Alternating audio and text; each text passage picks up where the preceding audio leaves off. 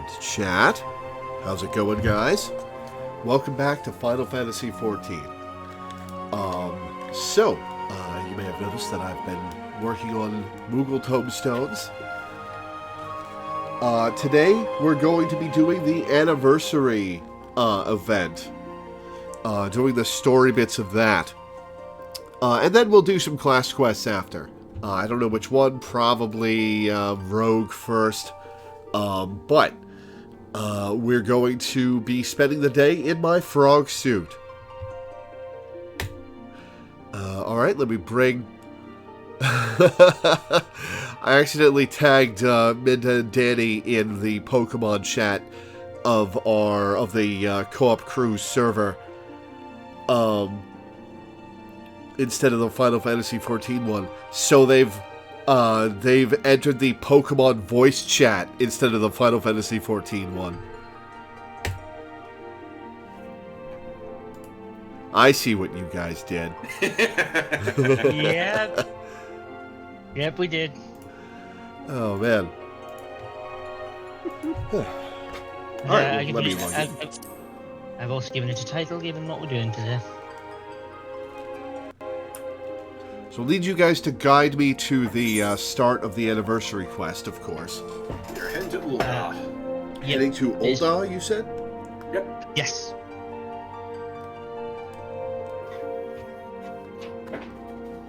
I would not choose La Habrea in a Pokemon battle. No. God, what would La Habrea use? Probably, Definitely fire types. Yeah. Fire and probably Psychic. I was thinking he might use Darkrai, but... Oh, yeah, well... Probably Yeah. fire types and dark types. Yeah. All the spells he uses are fire elemental. True.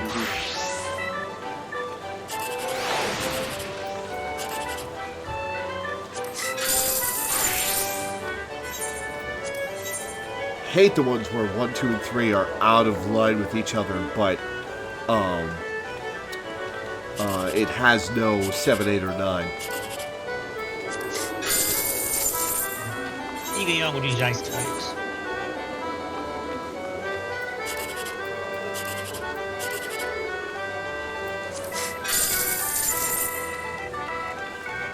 There's also a second quest that got added permanently for this event. Interesting. Yes, it's a 1.0 retrospective quest, I believe. I've not done it myself yet. Well, maybe we'll do that today, unless it's spoilery. Nope, like I said, it's supposed to be a 1.0 retrospective. Cool. Well, we'll do that after the anniversary event then.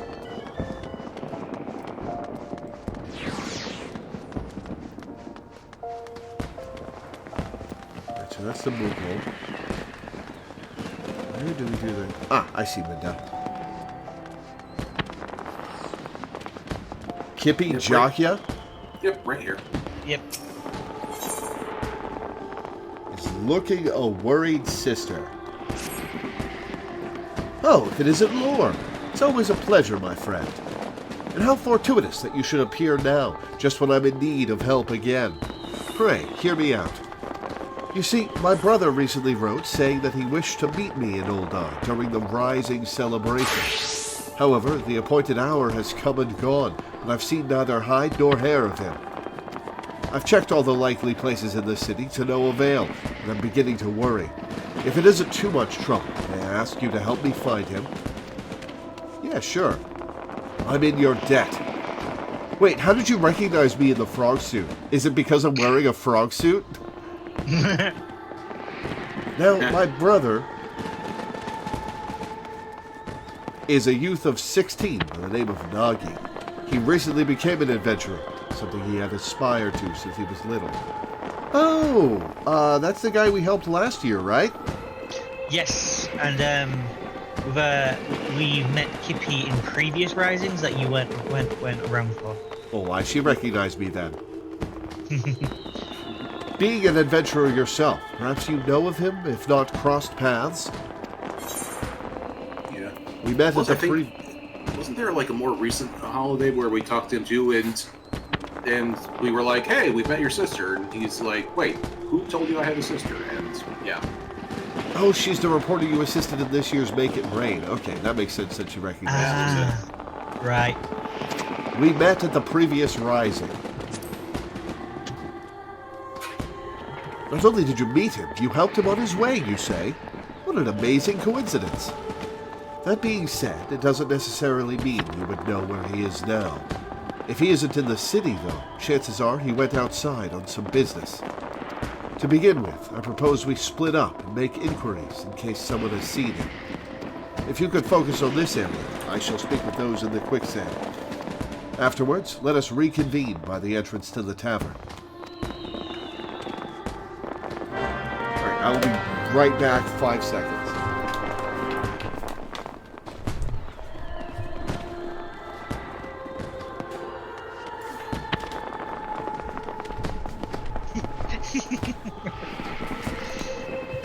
Okay, back. Okay, I'm just the way that my character's staring at me is, I'm starting to think that ever since the Fantasia into a woman, Bryn's been like, something different about you, but I'm not sure what, because he grew up in a culture where you can't tell the difference between the men and the women until they're adults. He's like, Next time we do MSQ, I will Fantasia back, because that's usually how I do it. Whenever I fuck around with Fantasia, I always change back for MSQ. Greetings, adventurer.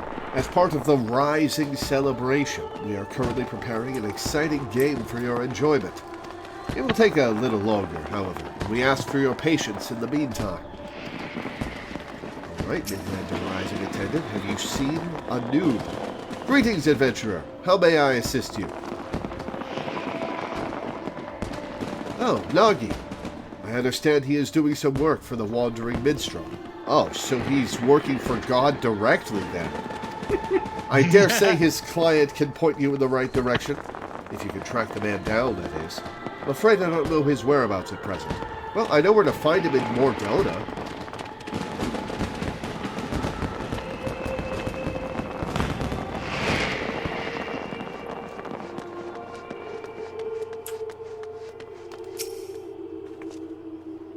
Huh? Something you need? Oh, Nagi. I know the sprightly lad. Couldn't say where he is now, but last I saw him, he mentioned taking on some delivery work. He's a curious one, he is. Gets along with everyone well enough, but doesn't seem to like working in a team. What with talk of bandits prowling the road of late, I can't help but worry.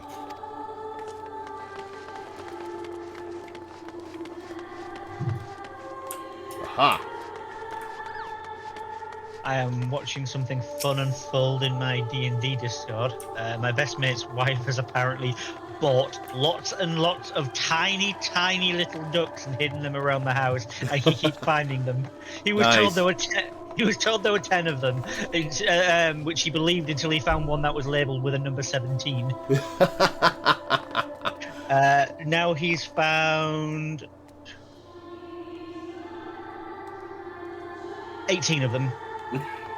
That's always a fun prank. So far, there's 4 yellow ones, 4 green ones, 4 pink ones, 4 light blue ones. But then he's also got 1 white one and 1 purple one, so he suspects there's still more to find. Man, if she really wanted to drive him crazy, she'd skip one of them, one of the numbers. Like, put out 30, but skip 27. So there's only 29. Yep. It would drive him bonkers for the rest of his life. Something I can do for you, adventurer. If you've business with Bran, best state it quickly. This Gaz has leads to follow and incidents to investigate for the Harbor Herald. Gaz? What's a Gaz? Gender-neutral, descriptor? Huh. I see. With apologies, I haven't seen this Nagi. As a matter of fact, I've been rather busy working on my upcoming piece on the Rising. Why, just earlier I was interviewing the ever-enigmatic wandering minstrel, who's got another unusual venture in the offing. The Letter Forest, he calls it. Oh, is this something you can post a message, and other people can read it? That would be cool. If that piques your interest, I recommend you go and see the man. He's at the Gold Court, over on the steps of Thal. It appears Nagi is carrying out some work for the Wandering Minstrel. If you talk to the man at the Gold Court, you should be able to learn more. That is pretty obviously what he was getting at, but alright, thanks for the double hint. Alright. Gold Court is in the other section of Ul'dah, right? Mm-hmm. Where's that Aetheryte shard?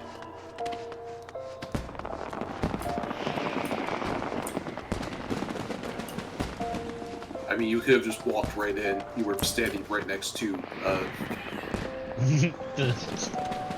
gate. yeah, the barrier that you were standing right next to is right there. Oh. You ran away from the direction you were trying to go. Whoops.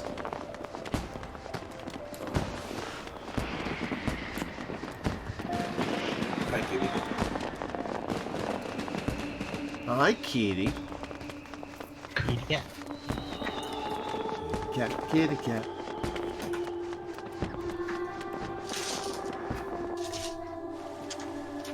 We're in the Gold Court.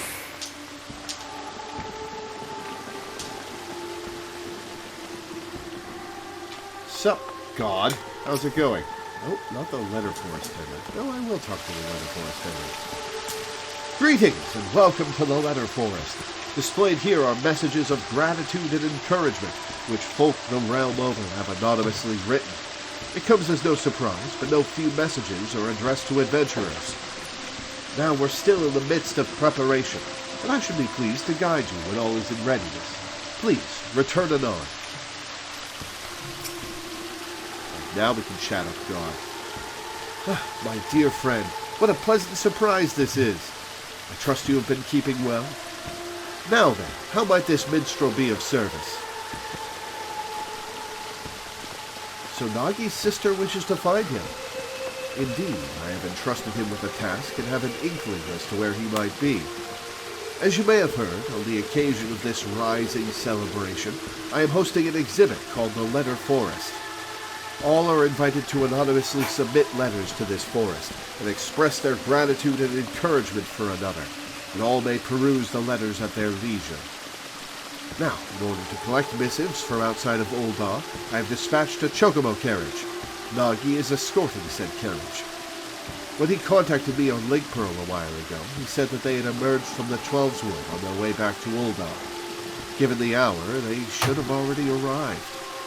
I know not what is causing the delay, but might I trouble you to look for them? I would go myself, except I am needed here at present. I'm truly grateful. In case it helps, the carriage was meant to pass through Black Brush Station, so perhaps you could take your search to that area. I pray that nothing has befallen them. All right, to Black Brush.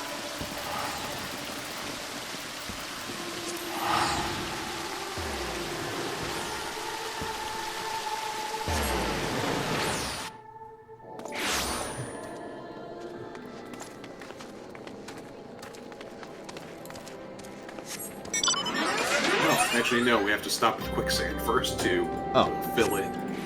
Whoops. Despite the quest dialogue, our first priority is to update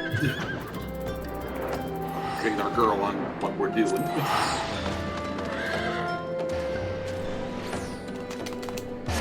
I also just teleported straight here without looking at the new text, the new quest objective. So it's not just me this time. Just this time.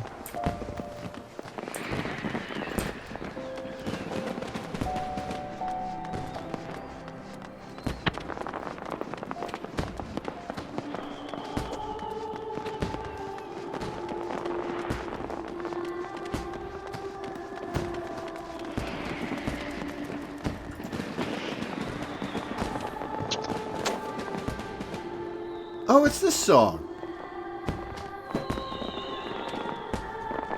What's this song called again? Oh, shoot. Where's this play? It's Answers. Yeah, it's Answers. Yeah. When, It's a song that plays all through Close the Bottom, and it was what was playing throughout the realm at the very end of 1.0. Right, yeah. And the more dramatic version when it actually saw Dalamud break open. Oh man, was it playing? Did it replace all the background music for the entirety of the game when Dalamud was falling? I think so. Man, that must have been creepy. Yeah. Yep. Just a lot of people chilling out in the game, waiting for the servers to close, listening to this, just the haunting melody going throughout the whole background. How long before the servers closed did it start playing? Like the final day, or? Not the whole day, I don't think. There are clips of it online, and I think it was only for like the last few minutes. Oh, well that's less haunting, but... Well, I'm pretty sure the music played for weeks. Oh, well, never mind then. Alright, weeks is a little long, but... Whatever. I'm pretty sure it was like the entire last patch. Because by that point, like, they'd fought they'd fought Nail, and it was clear that there was absolutely nothing they could do to stop it from descending anymore. That was it. It looked like the world was going to end. Mm-hmm. And it was, way. Well, yes, they burned the whole world down and rebuilt it. Anyway. Yeah, man, that's kind of cool and creepy at the same time. Yeah. There you are. Were you able to learn aught of Nagi? Escorting a carriage for the minstrel. So that is the way of it. As suggested, let us take ourselves to Blackbrush Station and try searching in the vicinity. Wasn't even this neatly remastered version of Answers Replies, it was a creepier version. Ooh. Now we can go to Blackbrush.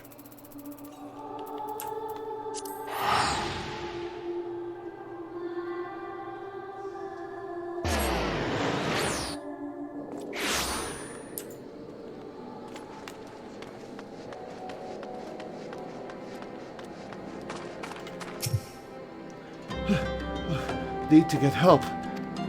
Well, help has arrived. Lord, no sooner did I arrive than this man came running out of breath. You're an adventurer.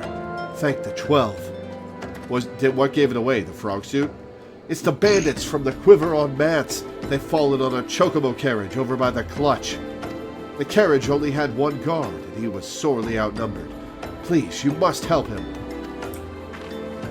It has to be Nagi. With me, Lord. Several cutscenes will play in succession. You were taken down by 3 Lalafels.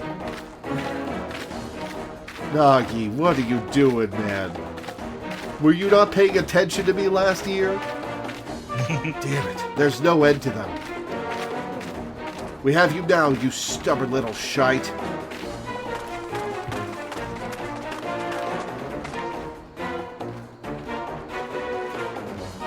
Enough. Leave my little brother alone. 12 as my witness. You'll receive such a thrashing as you've never known. From the adventurer, not from me. I'm not an adventurer. I'm a reporter. She'll be doing the thrashing. From this... From this fearsome adventurer here, that is. Thanks for volunteering me. That dramatic zoom of a frog's mouth. Well, that's no ordinary woman. That's a woman in a frog suit. She must be mad. Retreat. Does this look like the face of Mercy?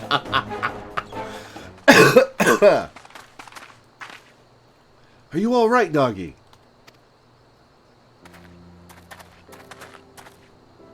Sister?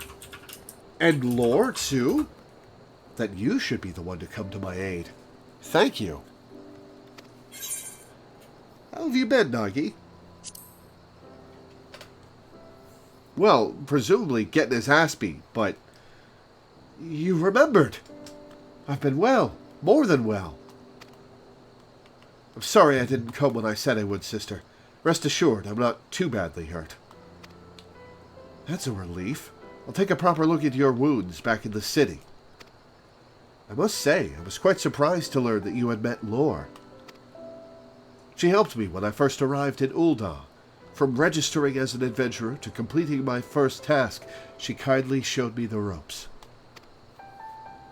Now, I had suspected that you were a great adventurer, but to send your foes running without even drawing your weapon, that's just incredible. Yeah, I'm just kind of thinking of that one line in Burley Bridge, like, kinky we can handle, but we don't do crazy. I still have a long way to go, embarrassing myself like I did. If I want Sister's approval, I need to go stronger and be able to fight on my own. Well, if you want her approval... If you're trying to earn her approval without her knowing, it kind of defeats the purpose if you say it in front of her. My approval? But first things first, Vermont and I have a delivery to make for the Rising. Oh, it's one of the triplets! Yep. If you'll excuse us, we will hurry back to Ul'dah. We could go with you. We're already here and we're heading to the same place. Let us head back as well. I had a mind to pay the minstrel a visit in any case. God, the frog suit. Yeah, Laura, I've seen you the frog from Yakuza Apocalypse, right? No. I think I have. It's like this. It's this weird Asian movie called Yakuza Apocalypse, and there's a character who wears a giant frog mascot costume and does a shit ton of kung fu in it. It's great. Oh, I have seen that. I didn't recognize the name of the movie. Yeah. That's funny. Thanks to you, Nagi is safe. Still, what he said about making it on his own weighs on my mind.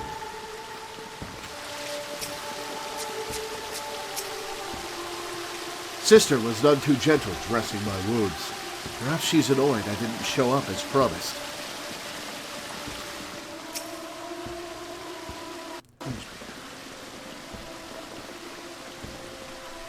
Welcome back, my friends. Pleased am I to see that Nagi is safe and well. Rising attendants inform me they now have all the letters. With this, we may proceed with the letter forest as planned. Oh, I don't get to write a message. That stinks. Thank you, Nagi. I'm so sorry I'm late. You see...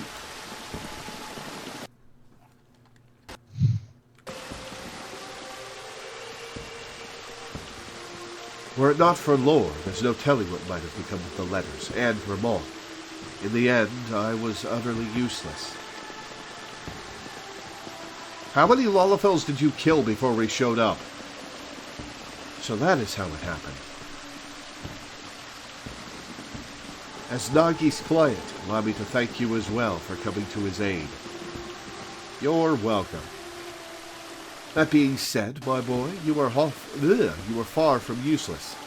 Nay, you bravely defended the carriage until help arrived. There is no need to belittle yourself so. Well, Lore didn't need to rely on anyone.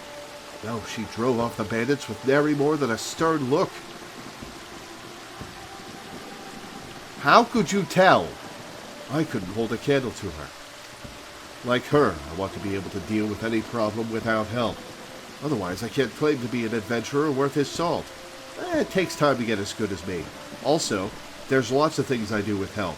7 people to help. Without help. Tell me, Nagi, all this time have you been working alone, even for dangerous tasks? Sounds like it. That's right. The worthy adventurer doesn't rely on others. That is untrue. If I'm to be the kind of adventurer you approve of, I must be able to handle anything by myself. I see.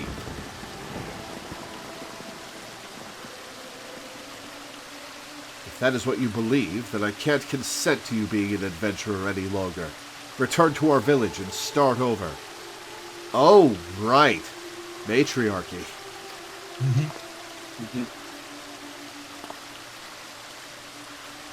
Oh, he's wearing the extra EXP feather. Yeah, he was last year too. What? But you were so happy for me when I became an adventurer. I'm working so hard to succeed, to prove to you that I have what it takes. But now, you've developed a grave misconception. Until you recognize what it is, I can't in good conscience approve of your calling. If you can't accept this, if you wish to remain an adventurer, then you must win me over. And it begins with pondering why you first embarked upon this path. We'll take him into a dungeon, don't worry, he'll get the hang of teamwork. Or he'll die horribly, one or the other. I mean, we have seen both results. From Lore. All right, sister, I'll think on this. She was pretty obvious about what her complaint was. All right, bye.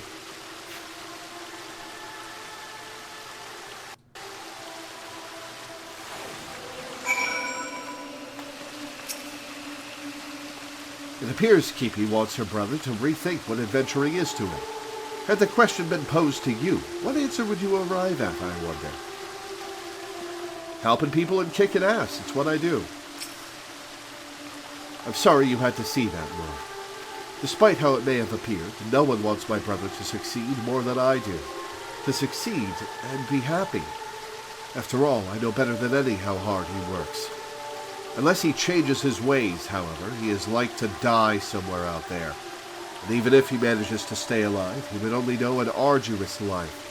That's why I didn't go out of my way to be gentle when dressing his wounds. If he could just focus on what actually matters. Instead, he obsesses about gaining my approval and compares himself to others. Is he the crap gorps of this plot line?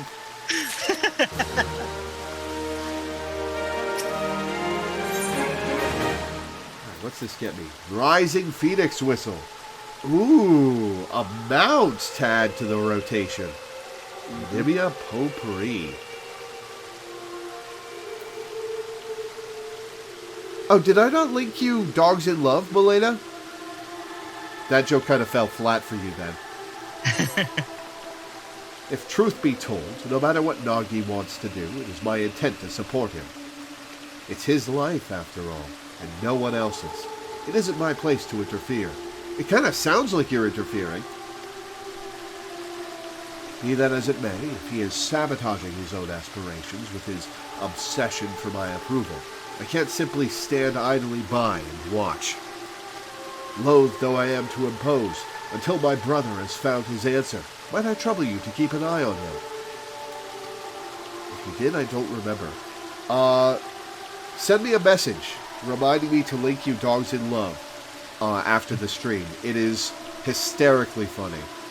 It is. Please take it as a request from me as well. Ever has adventuring been dangerous, and it is more dangerous still for one who spurns help. Little like Keepy, I do not wish for Nagi to continue on his current path. As a fellow adventurer, please help him find a better way. Thank you. You're welcome. Now then, on a related matter, I must pay a visit to the Weavers Guild, and I will see you again anon. If you'll excuse me. You still not noticed. I've noticed. I see you in Power Ranger outfits. Oh, all of you are in Power Ranger outfits. No, that's not what you're. No, that's not what you're feeling to notice. Look at Danny. Yeah, he's in the Power Ranger outfit. Oh, he's changing the colors constantly. Are you constantly dyeing and re-dyeing? How much dye are you using? It's a macro. I'm made 6 gear slots. So it's just changing between the 6 different gear sets. Ah. Yeah. Wait, how'd you get multiple suits of Power Ranger armor? You don't. You just need to. You can put the same gear on multiple glamour plates, and then you just switch between ones that are all dyed different colors. Glamour plates, right? Well, I'm only using the one. I didn't even use a glamour plate. I just got 6 low-level chest pieces and glamoured them specifically into this, and then. There you go. Yeah, I've seen people do macros like that with like gaudy colored suits and whatnot. It's a Power Ranger outfit. Of course, it's gaudy. Yeah. Nagi set off this way, so you may find him at the Sapphire Avenue Exchange. We leave him in your capable hands, my friend. All right. Distant rave music plays. Rainbow Ranger Go. Has there ever been a Rainbow Ranger in a Sentai?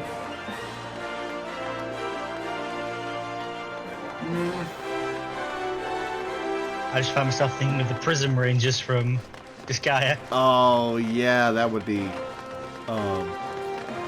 they're my favorites. I want to say there must have been like one time where like a Power Ranger team like combined all their powers into one person for one super attack, and that might have been a Rainbow Ranger, but I don't remember if that's a thing or if that's just something that sounds obvious to me. Yeah, who knows with Sentai? My favourite bit is like, what's with the ducks and the orange and indigo? Well, you see, I wasn't really supposed to be here. It's just the insurance premium was amazing, and it even included dental. Oh God, the Prism Rangers were great. There's in Soul Nomad, if you're doing the evil storyline. Anyway, we're off topic.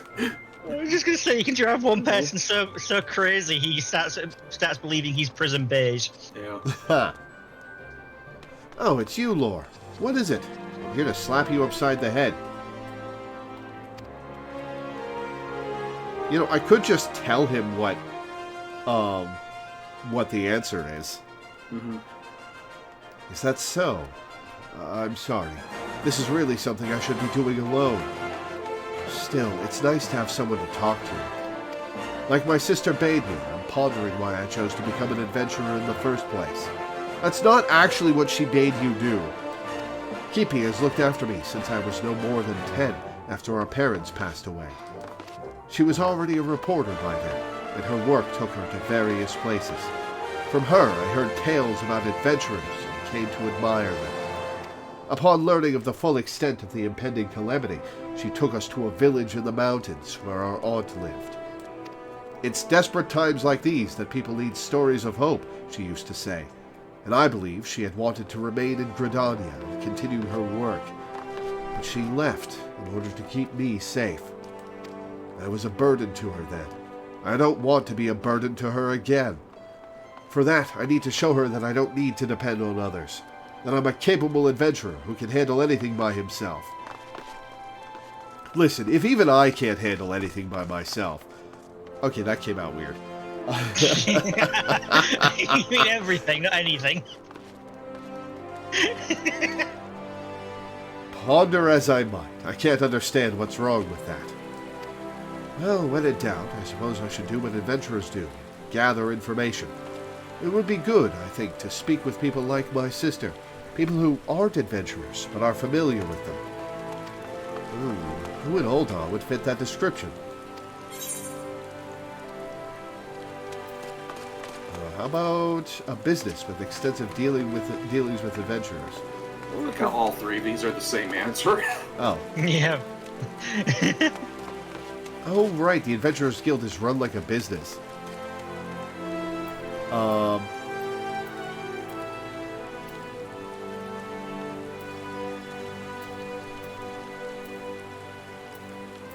about the face of the Adventurers Guild? Of course. Who else but Miss Momody? Momody? Momody? I can't remember. Momody. In her capacity as guild representative, she's bound to have some valuable insights. I'll seek her out at once.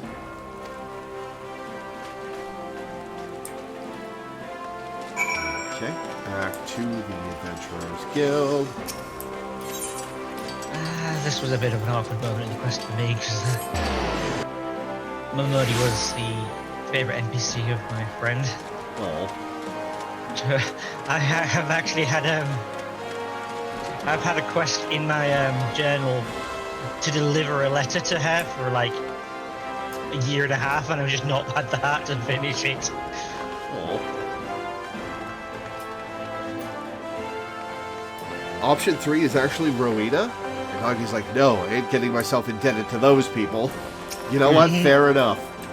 I still remember when I first came here to sign up. I was a nervous wreck then. But now this place feels like a second home. And I come all the time for crumpets. They make them so springy. And serve them drowning in butter and honey. Yeah, I've never had a crumpet, but that actually kind of makes me want some fried dough. Sorry, now isn't the time for that. Come, let's have a chat with Miss Momody. Gotta be in the right mood for crumpets. Well now, if it isn't Lore and Nagi, to what do I owe the pleasure of both your companies today? I was hoping to get your advice on a certain matter.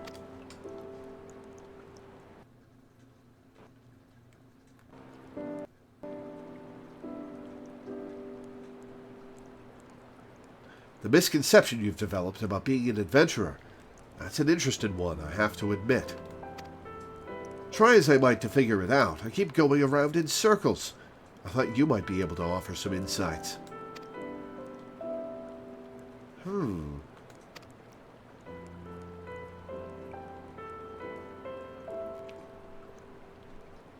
This is just a gut feeling, but I reckon I understand what your sister's trying to say. So, is she standing on a stool, or is that a raised floor in the back compared to what's in front of the counter? It's a stool. Specifically, it's the Lalafellin footstool. Oh, it's a step stool, which you can actually get for your house. Nice. Honestly, I think it would have been way funnier if she had a different height of floor behind the counter. There's an old Western movie called Silverado.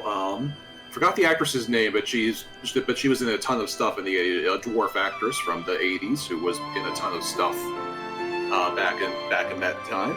And she plays the bartender, and she has a bench behind the bar, which becomes important later in the movie because one of the good guys hides under the bench when they're on the run from bad guys. Cool little detail. It works. It works. This is just a gut feeling, but I reckon I understand what your sister's trying to say. Tell me, Nagi, suppose you fail to get your sister's approval. Would you simply give up being an adventurer? Would it all become meaningless?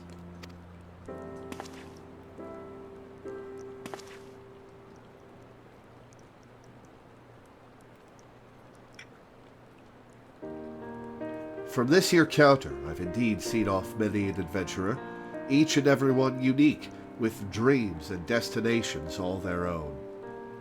Wait, hang on. Are the people at this table here meant to be, based on the, characters at the table in the 1.0 intro cinematic? Nah, they're just the ones that are usually hanging around the bar anywhere. Oh well. But in spite of their differences, they all share something in common. A reason for first embarking upon their journey. Lore, would you mind telling us why you chose the adventure in life?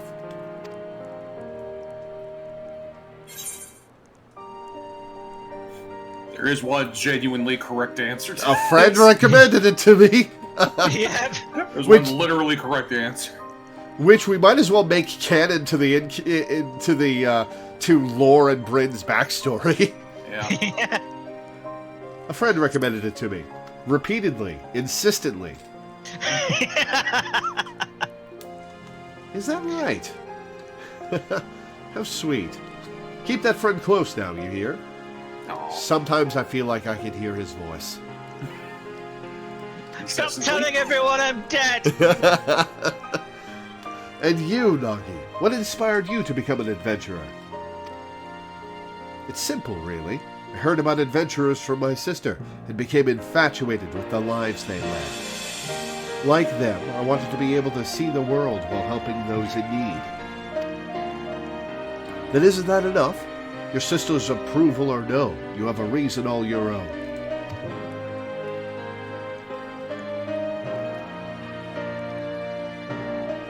Final 12, I see now. At some point, my desire to prove myself to Kipi had displaced my own motive for being an adventurer. That's the misconception Kipi wanted me to recognize. What a fool I've been. A little bit. Wanting someone's approval isn't wrong in and of itself, mind, but it's got nothing to do with why you're an adventurer. It shouldn't force you to do things you wouldn't otherwise do, like trying to handle everything alone. Well, that's enough for me for today. I've said my piece. What you do now is up to you, Nagi. Thank you for helping me realize, Miss Mobity. Think nothing of it. It's my job to watch over you all. Nothing makes me happier than to see you happy, doing what you do.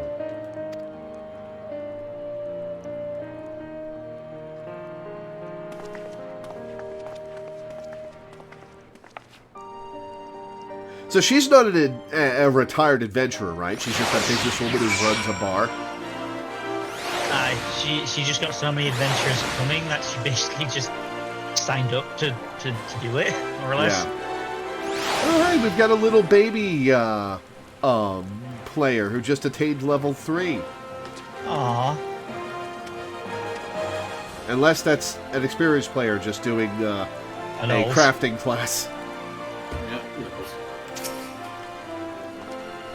Thank you too, Lord, for accompanying me. I think I know what to say to Kipi now. So, a polite version of fuck off. And loath though I am to trouble you again, there's something else I'd like your help with.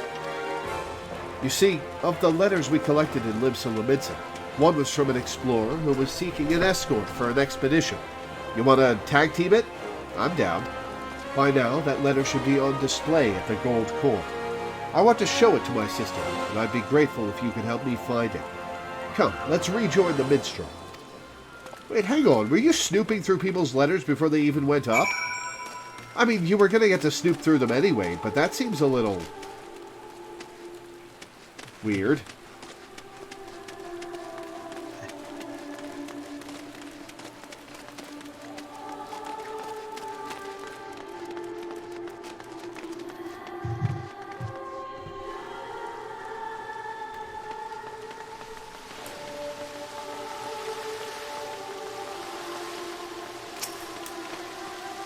And where is that letter?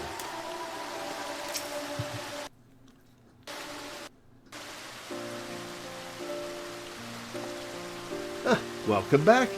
Dare I hope you were able to find the answer? Yes, I'm happy to say. Miss Mobity helps me to come to a realization. And when I go to speak with my sister...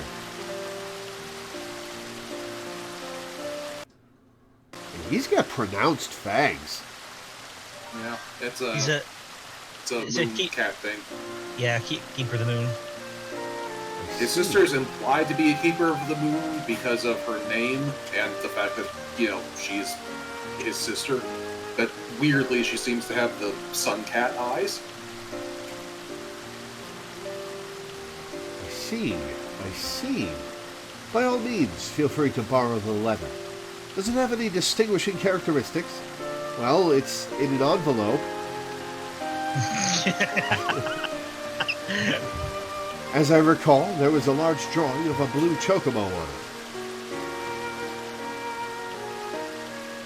Very well. Let us all search together, the more swiftly to find it. Yes, you. Lore was just like, me? There are other ones we can snoop on. Look at a carriage drawing.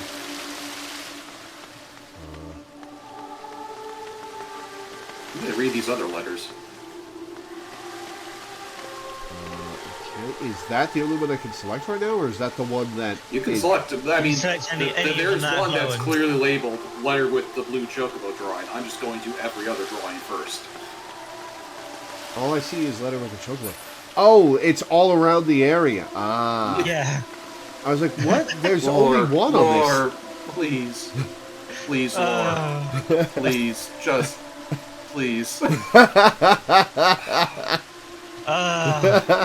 Just mind your surroundings. Something, zoom out. Dear not-so-new adventurer, as a traveling merchant, I've had my fair share of zoomed-in adventurers, but sharing a carriage with you stands out above them all. For you see, I went on to sell veritable crate-loads of the ring I gave you, and turned enough of a profit to buy my own carriage. You shared with me your adventurer's luck, and I count my blessings every day. No matter where I go, I often hear tell of your exploits, and it makes me inordinately proud to have met you. Till we meet again, my friend, I pray for your continued safety and success. And the contents ring a bell. This letter wasn't written by an explorer, nor does it bear a drawing of a blue chocobo. Okay. Next. Is letter with a shield drawing.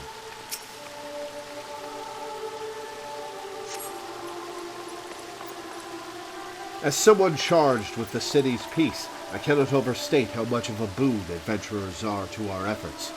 Some folk had expressed concern that an increase in drifters would see a corresponding rise in crimes, but on the contrary, they are steadily declining. Soldiers like ourselves are somewhat limited in the scope of our duties, and we are not always available to lend our citizens what assistance they need. Thus, when I take this opportunity to express my heartfelt gratitude to adventurers who step up to fill the void left by a lack of law enforcement. There's the blue chocobo drawing. And there's one more over here. Oh, there's only 3 besides the blue chocobo drawing? Actually, that's a good question. I haven't done this on my main yet. Are there even more letters if you are further ahead in the story? I don't think so. Because, like, all of these are, like, you know, vague allusions to things we have done. And by the time you get to level 90, we'll have done more things. So there are potentially more letters. Esteemed adventurer, should you chance to read this letter, I pray it finds you well. Much time has passed since you helped us to rebuild in the wake of that terrible disaster, but we still remember you most fondly. Our lives continue to be hard, and every day brings new challenges. Nonetheless, we have regained a semblance of what we once had, and smiles are beginning to return to faces. The morrow will be brighter than today. This we dare to believe now, thanks to you. And should you yourself face hardship, I pray that you believe the same.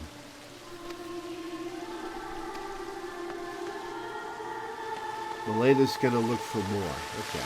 So we found 3 besides the blue chocobo one. And I don't see any more besides the blue chocobo one. So I'm gonna interact with the blue chocobo one.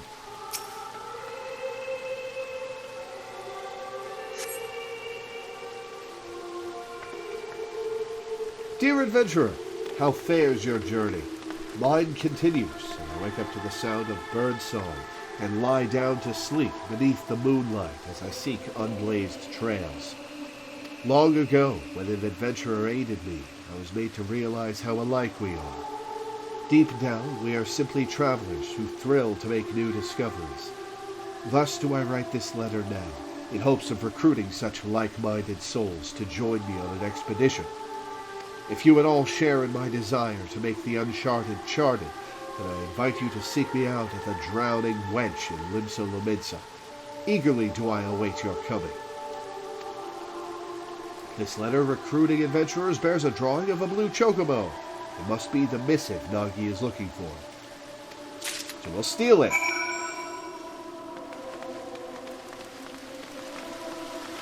Elena says she doesn't see any more. Oh well. No luck over here so far. How about you?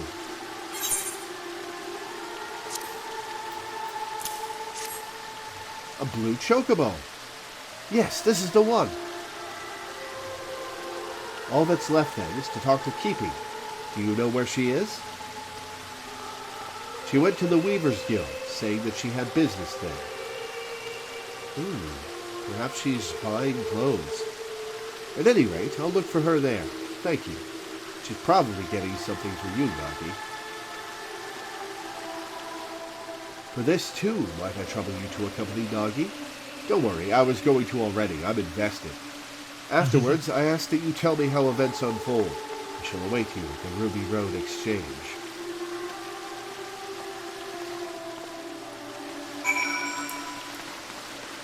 Alright, to the Weavers Guild.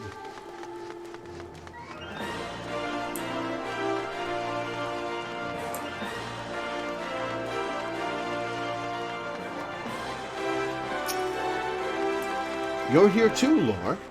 I must confess, I'm feeling rather nervous, so I appreciate your presence.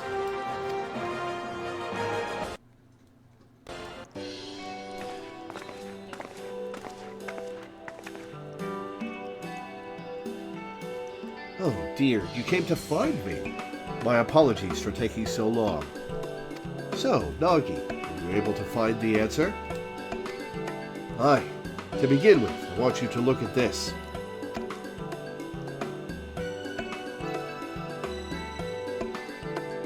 An explorer is assembling an escort for an expedition.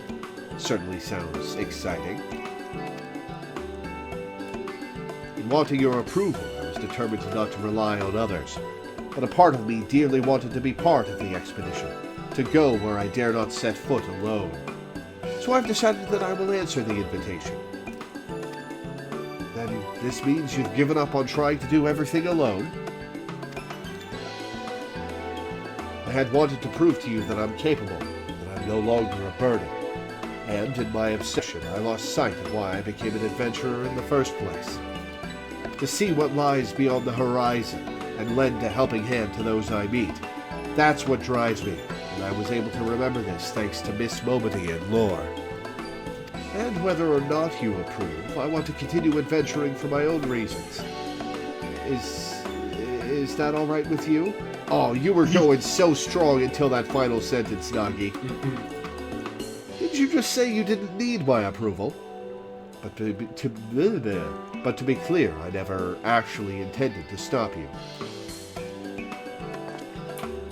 Do you remember what you once told me, Nagi, shortly before the calamity struck?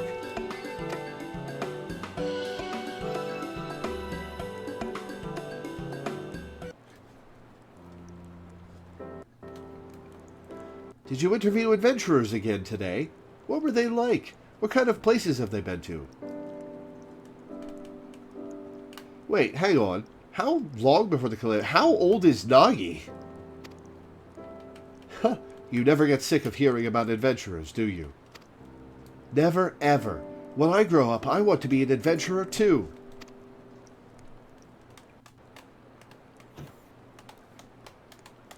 Well, that's as fine an aspiration as any. But do you know what kind of adventurer you wish to become?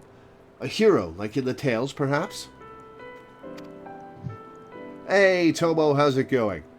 Oh, no, sister, not a hero. Adventurers are free spirits, and I want to be the freest spirit of all. Oh, yes, I'll travel the world and meet lots of people, and when I visit home, you can interview me as much as you like. They did say Nagi was 16, so he'd be about 11 if it was just before the calamity. Mm-hmm. The calamity was 5 years before the start of ARR. It's been several years since then, but Simpson's time bubble. Fair enough. Yeah, supposedly all the events up to Endwalker are within a year.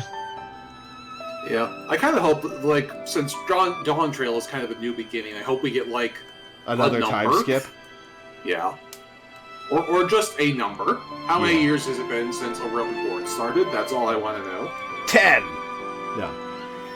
For that boy, I was just gonna say, I tend to imagine that all of the like holiday events take place after the plot line. That like allows us in that way to have various anniversary events happening without it clashing with the fact that the story hasn't moved on those years. There's a cool Bit of- thought. I mean, just a bit of a headcanon, but That makes sense to me, actually, yeah. For that boy to spurn help for want of my approval, I couldn't bear to see it, and in order to bring you to your senses, I may have spoken a little sternly. Oh, no, Keepy, he was going to get himself killed. Stern was warranted. As an adventurer, you'll experience no small amount of hardships, but you chose your path because you wanted to be free. So don't let yourself be shackled by expectation, be it your own or that of others, and instead, take things as they come.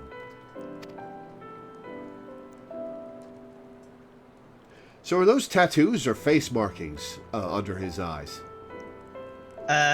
those are face markings that all the male Makote seem to have. Do they all have that face marking? Because I've never seen that one before, I don't think. Yeah, they do. The just under the eyes. Yeah, all the male ones do. It's non-negotiable. Huh. Yeah, it's a slightly more or less prominent depending on the face, but yeah, all of them do. Fair enough. So long as you are true to yourself and recognize your limits, you'll surely find a way forward. And remember, not even heroes can accomplish everything alone. Yep, sometimes I need 23 other people. It's wild.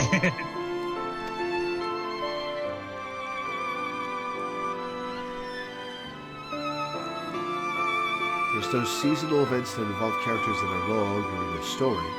Heaven's Turn, where Horsefont is in a horse mask, was prominent. Obviously can't take place after the end of 3.0. That's a fair point as well. Relying on others doesn't make you a lesser adventurer. If anything, the freer we are, the more we need to look out for one another. And that, I believe, is the essence and beauty of adventuring. Wouldn't you agree, Lore? A hero needs friends as much as anyone.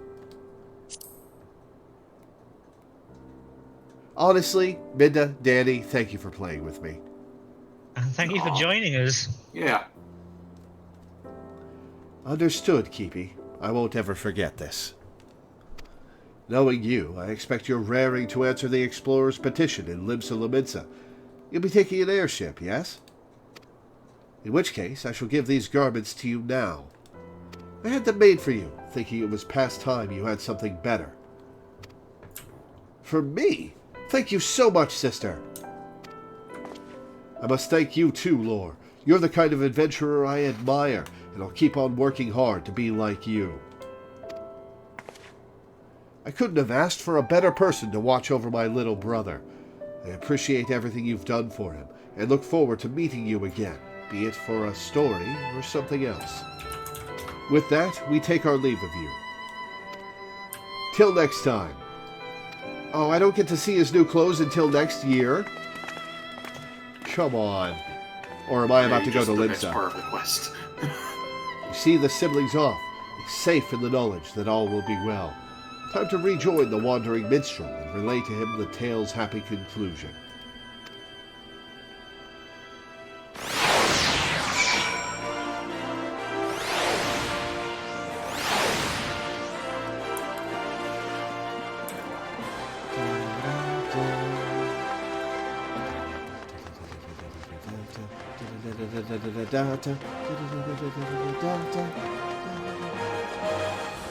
This really does sound like Final Fantasy XII music. Yeah. Alright, where is this Joker? He is not here. He's moved to just Right, the outside Ruby Road Exchange. the loading mark.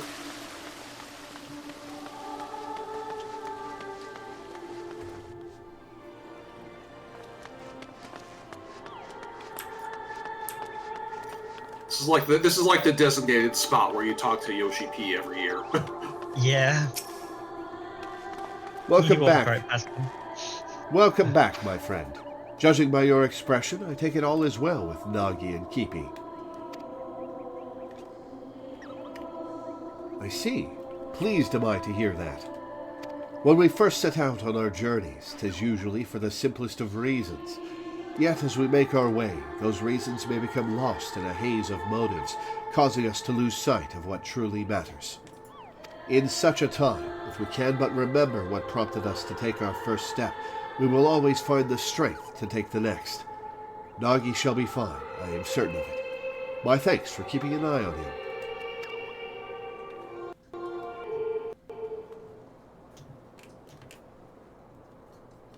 These events have inspired a new verse in me, a verse about the dreams of those who seek new worlds, and the hopes of those who see them off.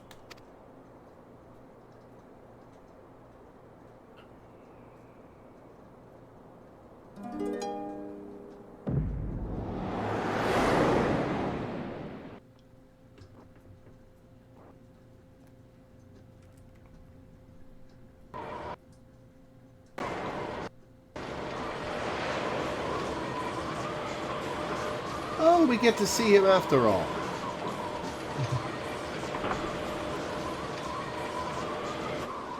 Or not. Oh, maybe we do. I thought we were on a boat. Weird. Greetings, warrior of light.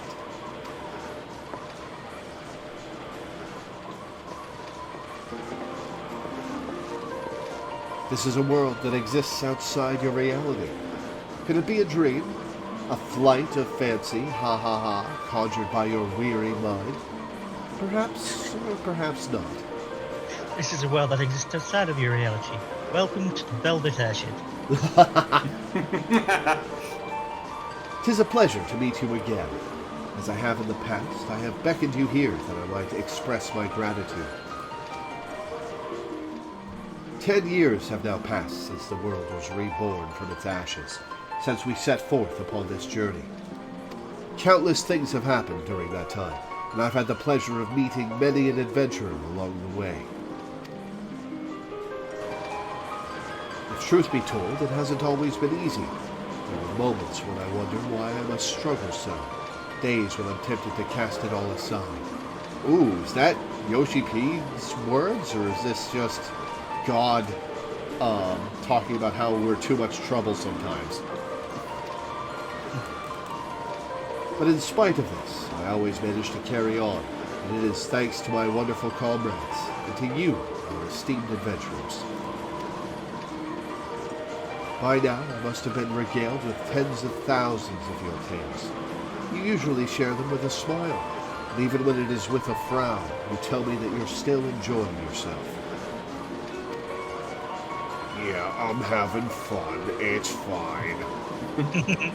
'Tis no exaggeration to say that I derive all of my driving force from you all. From the bottom of my heart, I thank you.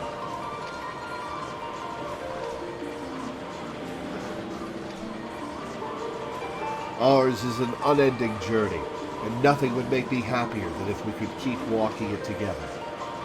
As you make your way, we promise that we will ever be at your side, matching you step for step.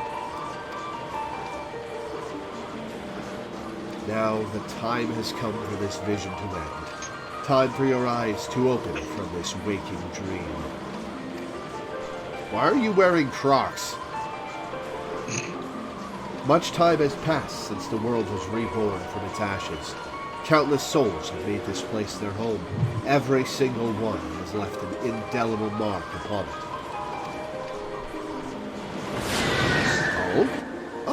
Oh, there's my new mount, isn't it? That's cool.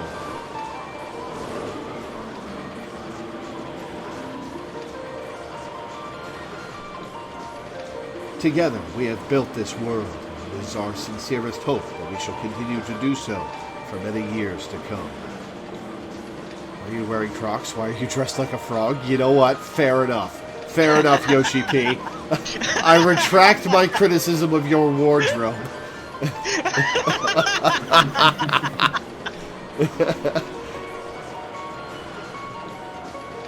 Together, we have built this world, and it is our sincerest hope that we shall continue to do so for many years to come. So please, be safe and well. May you ever walk in the light of the crystal.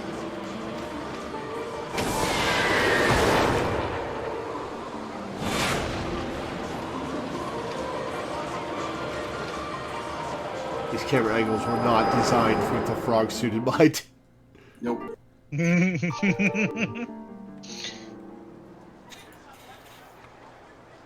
That's their problem. I dare say Nagi is aboard the airship by now. I pray that he and Kipi will find happiness upon their respective paths. I hope you do so as well, my friend. If you would lend me an ear, I would dedicate these verses to your future.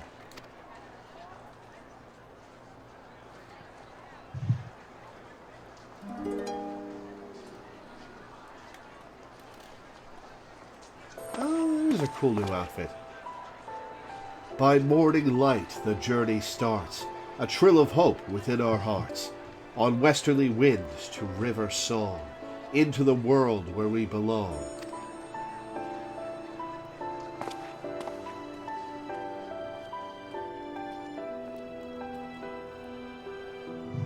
Above fields of white and azure sky, sunsets storm of crimson fire, jewels that glitter on pitch-black veil. A new... Sky does not rhyme with fire. A new day dawns, so goes the day.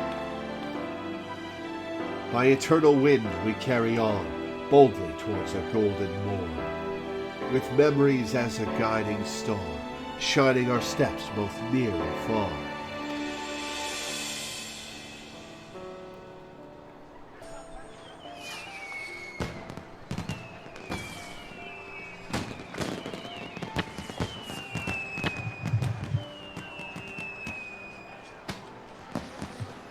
Where you will go, whom you will meet, what you will see, there is no telling what the future holds for anyone. Yet come what may, I bid you never forget this. The bonds you forge, the memories you make, and the footprints you leave behind, they shall one day spur you forward. So pray, continue walking your own path. Wherever your journey leads, I shall be praying for your happiness.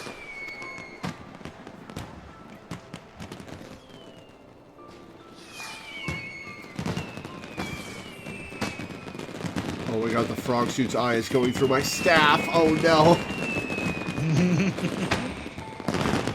I just got this suit. I don't want it to get torn apart.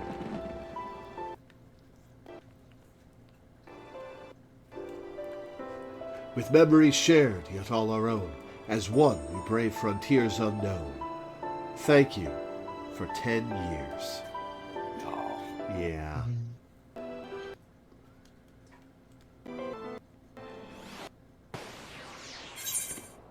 Complete. You now have access to the letter forest at the Gold Court. Speak with the tender station there to read the letters.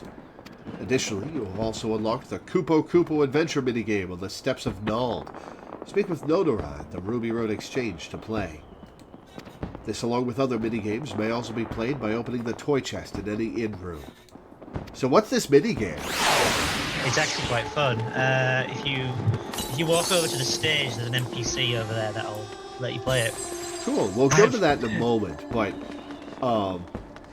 let me give my thoughts on this. This was a good anniversary quest, but the criticism I have of it is that last year's anniversary quest, where you help a brand new adventurer start his journey, feels like it would have been more thematically appropriate for the 10th anniversary special, rather than the 9th leading into this tent where you put him right back on his path. So that's a little disappointing. I also found Yoshi P's speech last year to be a little more heartfelt and moving. But it was very heartfelt and moving, so that's not exactly a low bar to fail. Yeah. So this was good. This was good. And I got a new mount. There are a ton more letters to read at the Alert Forest than there were a minute ago. I'll read them in a minute. So, in this world we've constructed, where Yoshi P, the Wandering Minstrel, is Yoshi P and is the avatar of God, Yoshi P showed up just before the calamity I wonder who God was before he took over. Like, was this just an abandoned world? Did he oust somebody and say, I'm going to do this better?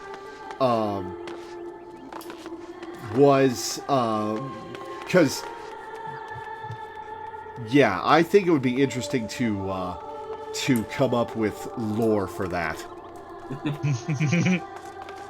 Now, the state of the gods in this world is confusing enough as it is. But, you'll learn more about that later. Okay, I suppose if there's spoilers about the state of the gods, there's that. But Yoshi P is obviously capital G god of this setting. Yeah. Okay, do I want to do the minigame or the letters first? Well, the minigame. I ran outside to check out the Phoenix. I like how the colors of the Phoenix match the default colors of the Phoenix Rising outfit that we just got like a week ago. Yeah. Oh, yeah, so they do. Yeah, because the default colors for the Power Ranger outfit are red with teal highlights, and that's also the color of the Phoenix itself. Clever bit of synergy there. It's almost as if the character designers know what they're doing. Yeah. Alright, Nonora. Yep, that's the one. Greetings, adventurer. Are you here to test your skills in the excitement of Kupo Kupo adventure? You bet I am, Kupo. Excellent. Let's get you started at once. Please. Oh no, was one of those the tutorial and I skipped it? Uh-oh. Well, I guess... Oh, that's cool. It's the Final Fantasy 1. Oh, Yeah, screen. that's cute. That's cool.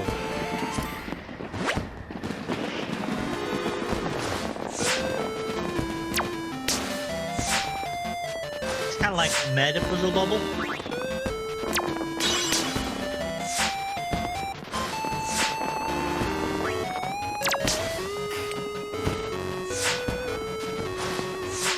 Oh, select action. Okay. Wildfire does 20 damage to target in front of you. 10 damage to all enemies in an area set back 8 squares in front of you.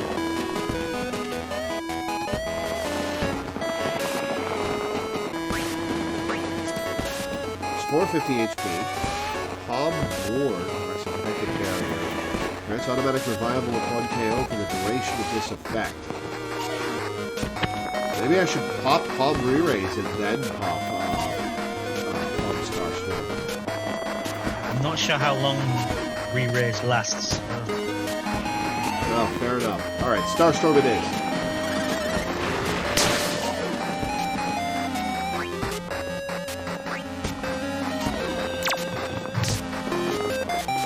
It's quite a fun game, though.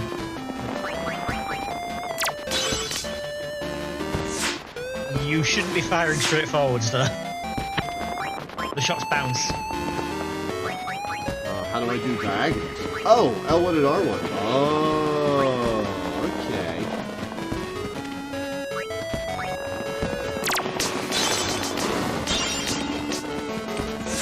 Nice.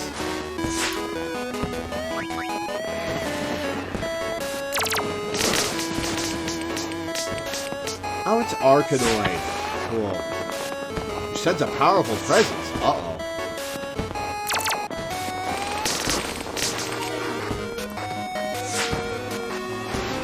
Oh, it's Typhon. And Ultros. Uh-oh. Sorry, Typhon. Also, Ultros is here. Just... He's less important.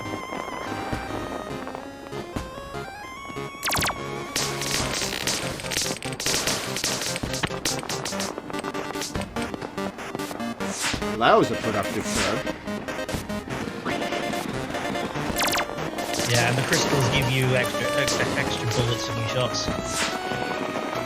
Ah, that's how that works. Okay. This is a cool mini game.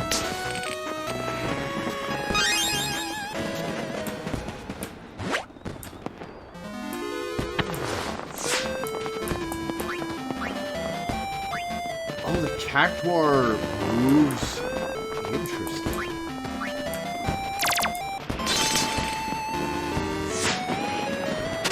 Oh, okay, so don't stand in front of the Cactuars then.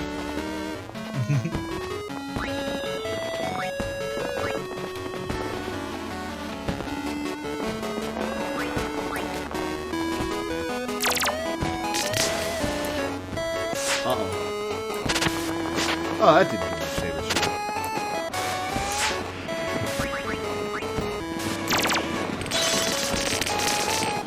Hell yeah. Ah, bug break.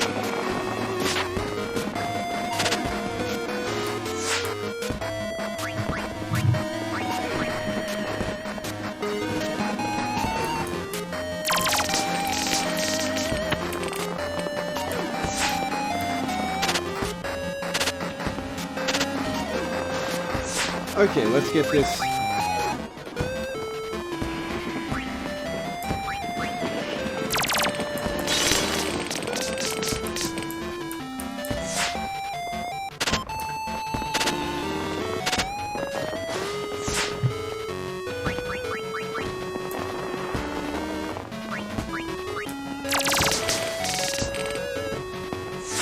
Okay, Malboro's going to be interesting to work with. Ooh, 12 kills again. Alright.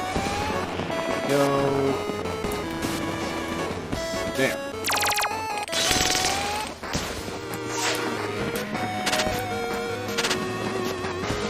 Is that a poison block up there? Interesting.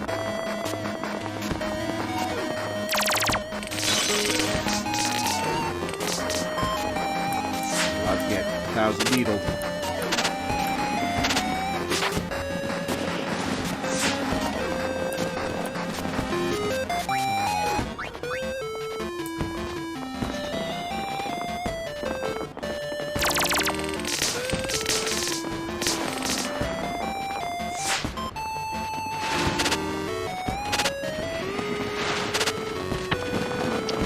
Powerful presence, boss coming. Kind of amusing that cactuars are known for their agility when they are based on a plant.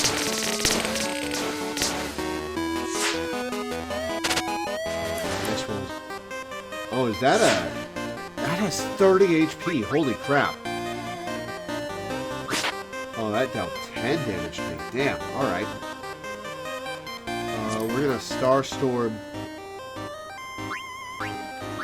Oh, damn it! Why did I walk back over it? I guess we're not gonna Starstorm.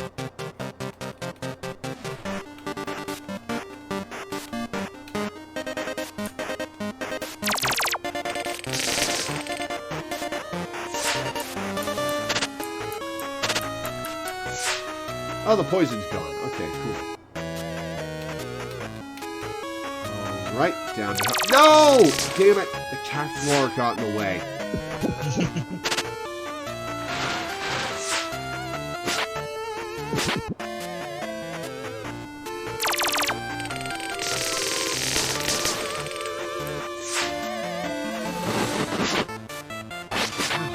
Oh.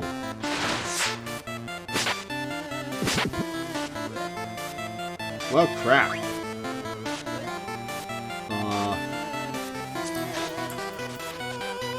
There's some vulnerability to floor effects. That's new. Pub re-raise.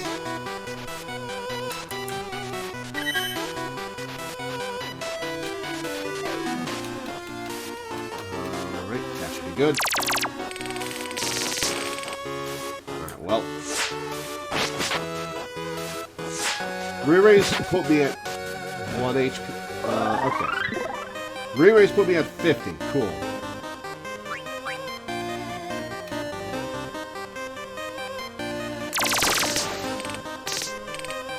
Alright, cool.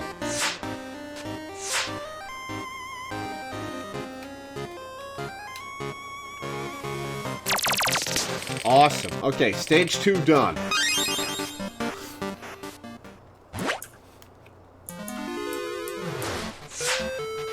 Oh, that's gonna be some poison. Alright, Alright, what are my new actions? A Suna removes all detrimental effects except for Doom.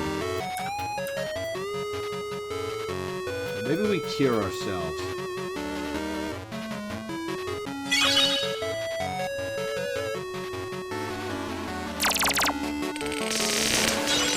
Got the BP up. Awesome. Another BP. Cool.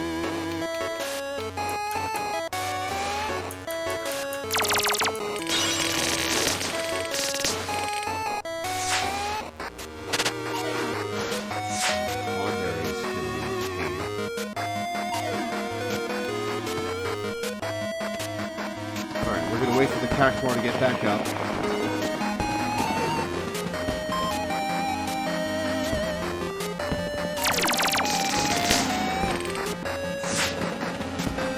Oh! Thunders can attack from a distance? Alright.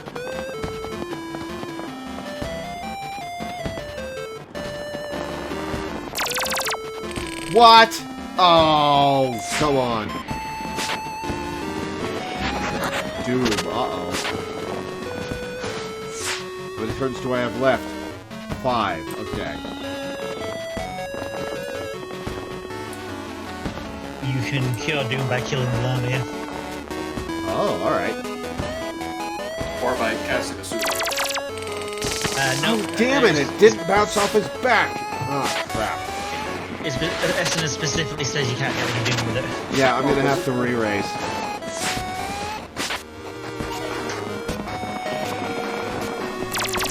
Damn it, damn it, damn it!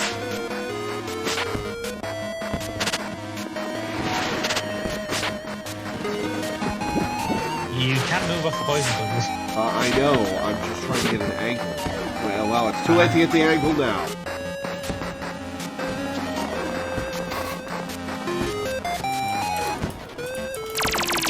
Desperate times you can use Palm Meteor. Palm Meteor? Well, I lose. Score 20,170, new record. I wonder if there's a leaderboard. Oh, I can retry from here. Alright. Palm Meteor is only available on the last stage. It attacks the entire map, but costs 80 MP and has a recast time of 8 turns. Ah, so it does. Okay. Yeah, look at your spells, Lore.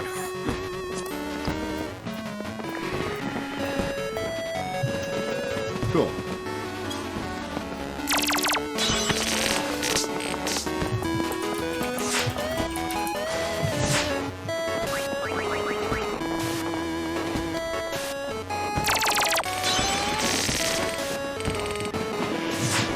Yeah, this game is very fun.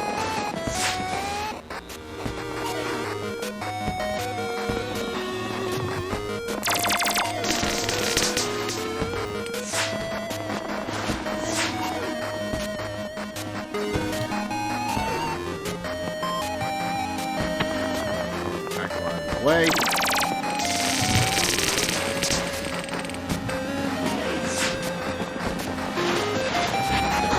Doom, so we can deal with that.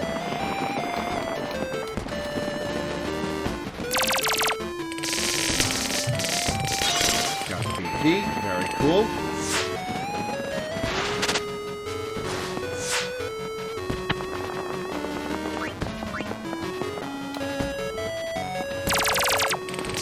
That was not where I wanted that to go. God damn it.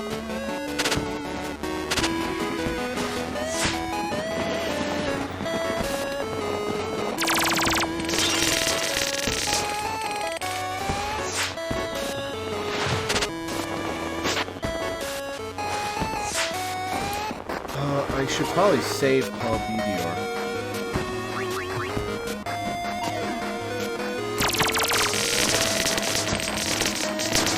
Nice!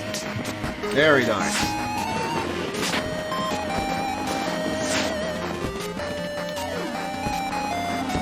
Bombs are useful because when they die, they take anything the enemies around them out as well. Oh, so they do.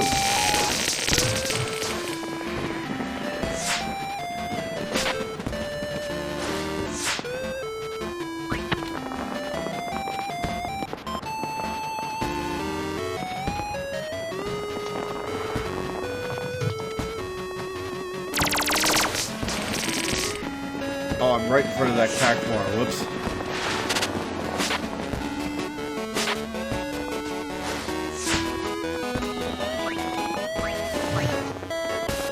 Let's get behind. Oh no! Angle was too shallow. Powerful presence is coming.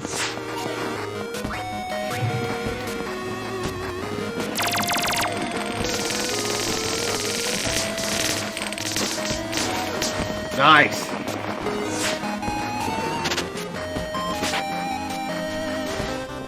Oh, that's Odin. Oh, all right. We're gonna palm cure.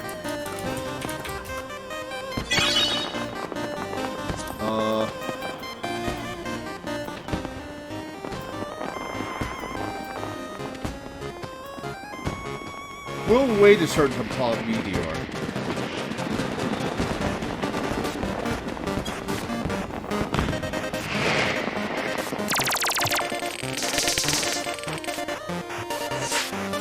Because I'm sure more will show up. More monsters will show up. Or not. Okay. No more monsters showed up. Palm Meteor.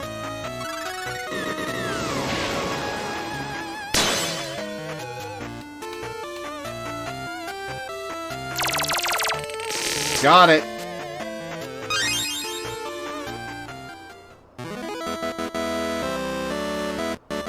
Alright. Nicely done. If you wait too long, he's intoxicated and kills you in one. Oh. Victory Kupo.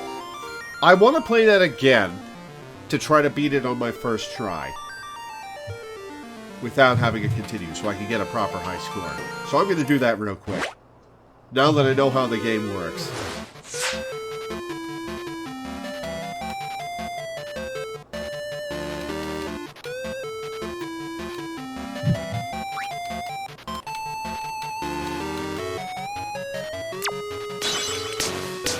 Nice.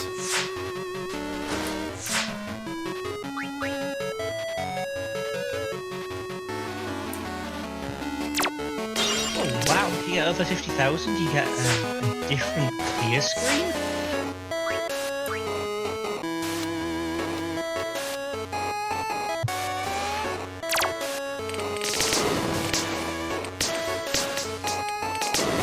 Damn, that was a good shot.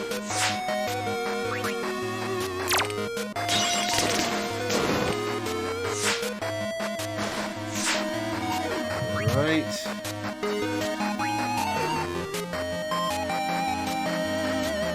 This way. Wow.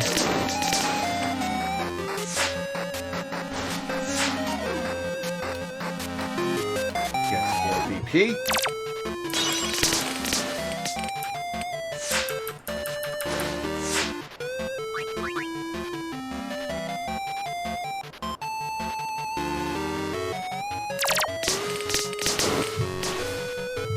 Cool. Okay. Sense of powerful presence. Boss is coming.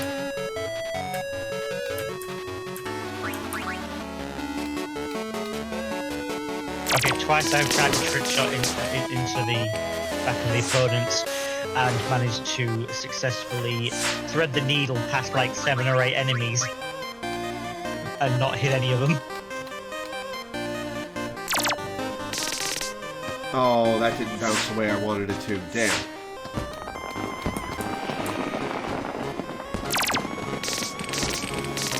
Alright, there goes Ultros.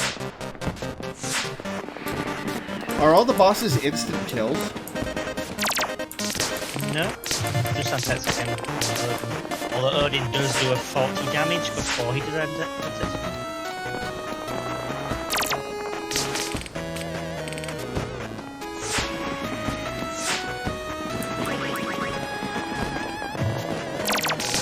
Got him. Alright, stage 2. Oh my god, I am so useless. Oh, I did that with the cactuar right in front of me. Whoops.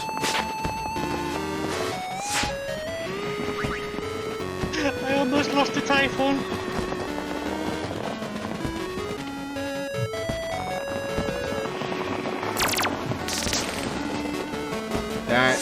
should have bounced that differently. Whoops.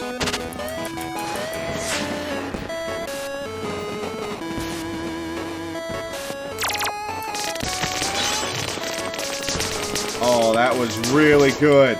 That was a really good turn.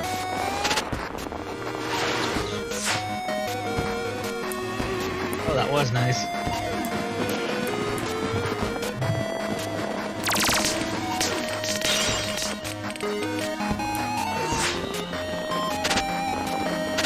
BP for that.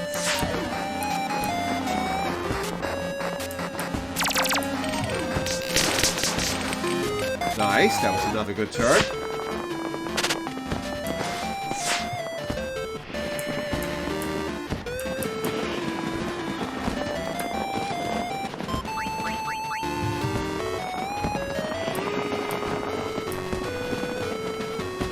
Alright, we'll wait for the cactuar to get down to the bottom. I'm gonna try this.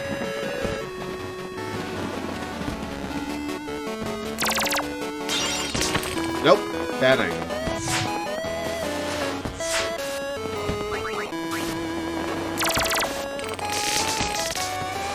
Damn, I hoped it would bounce around behind. Ah, oh well. I'm doing abysmally this time. Move that cactuar up to the top. There we go.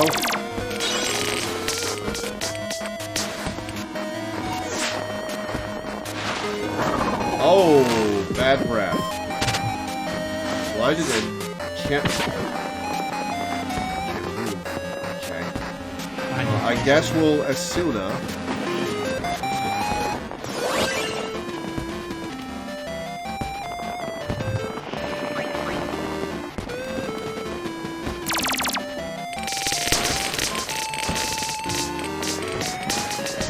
That was a nice turn.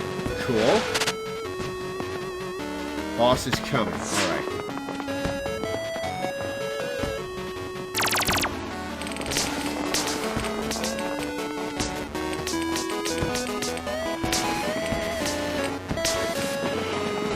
Cool. Okay. Boss is here. Alright.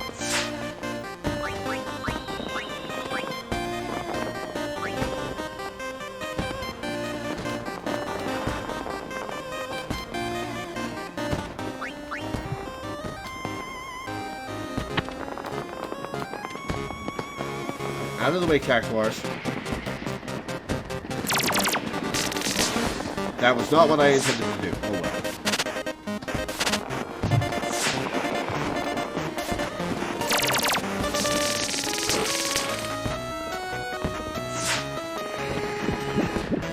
Poison. Great. Alright.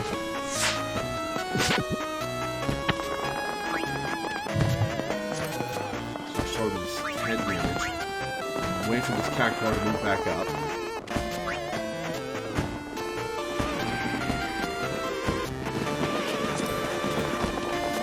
No, not that far back.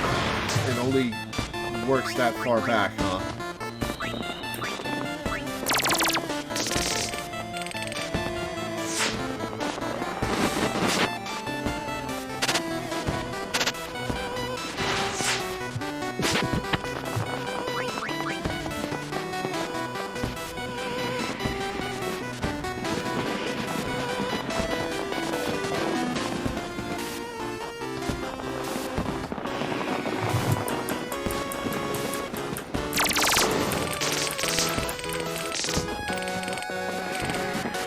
Right in front of that cactuar, damn it.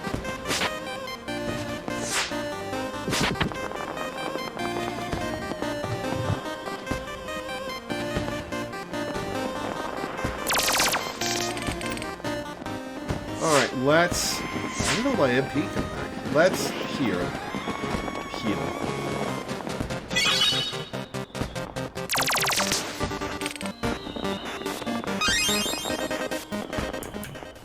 Alright, stage 3. I have a lower score than I did in stage... the start of stage 3 last time. Alright, behind the scorpion.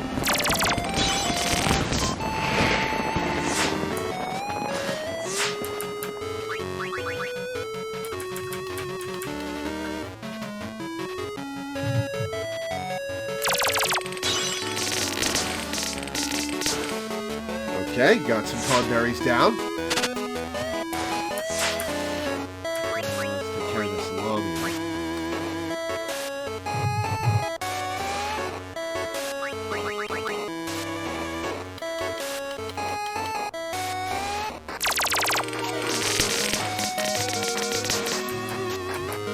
Alright, well that was something.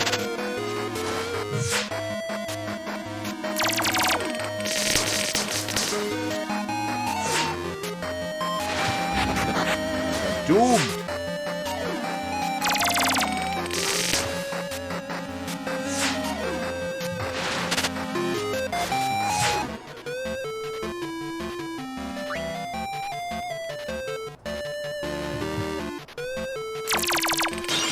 Oh, that was not what I meant to... Damn it. Okay. So it's an 8-turn cooldown? No, it's a 10-turn cooldown. Okay.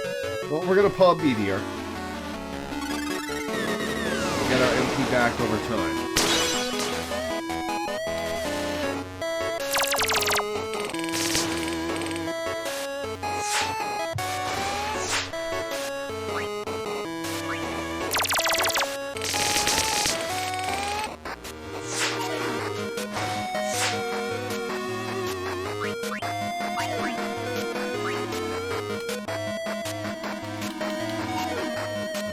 This should get behind the lines.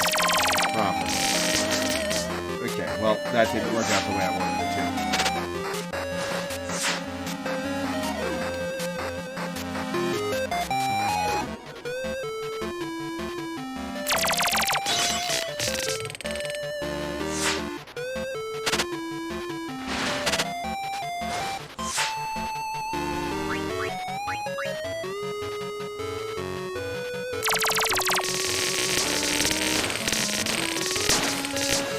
That was a nice turn. God damn.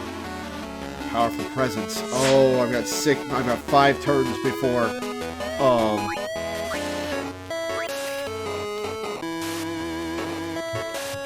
This turn. Okay.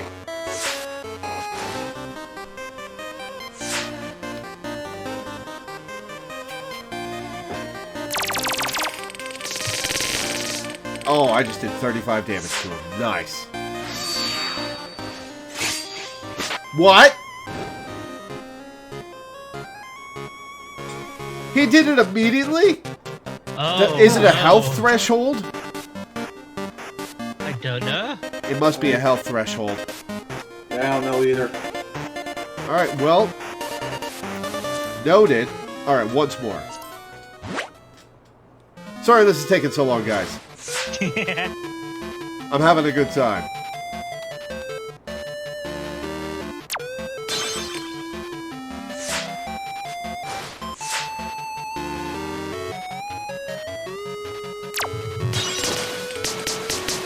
Oh, almost got the whole screen cleared.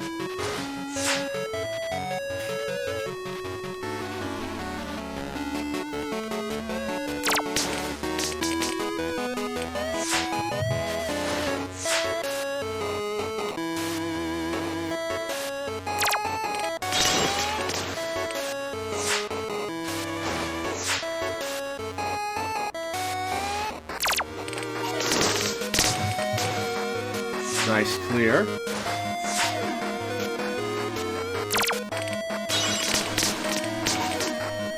Another nice clear.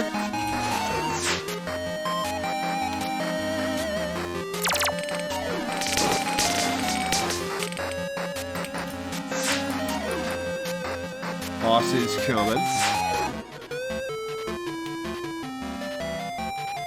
Bounce off this.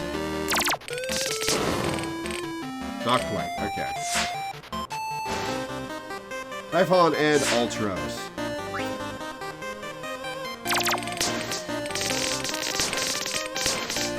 Nice clear. We might actually get out of this without taking any damage in stage 1 this time.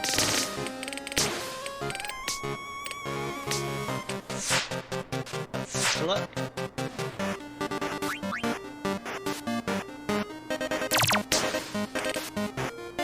No damage. Very nice.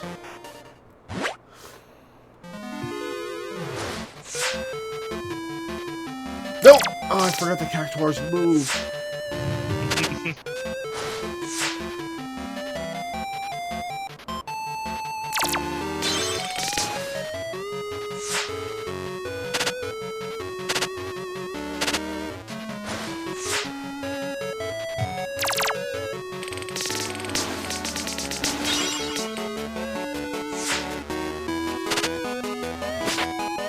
Crocodile can attack from all the way back there. Damn.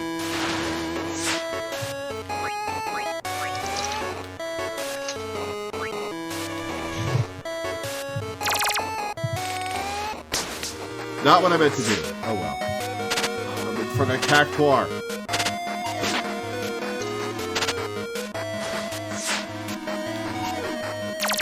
Oh, I meant to bounce it. Damn it.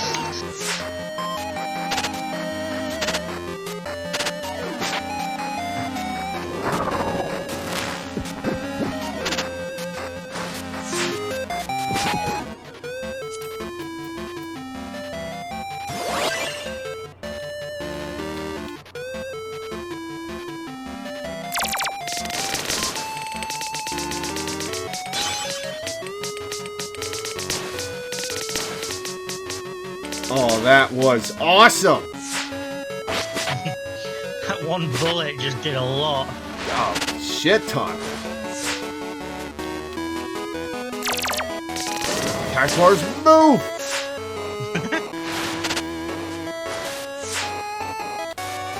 We have to take care of this thing.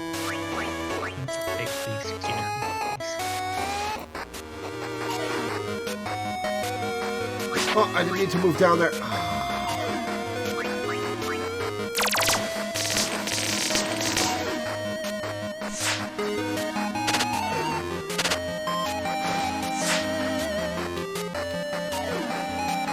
Wait for that Cactuar to move back down.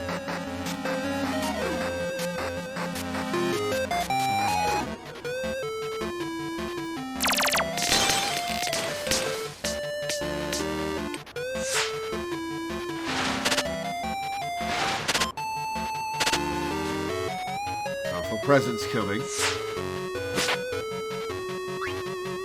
No!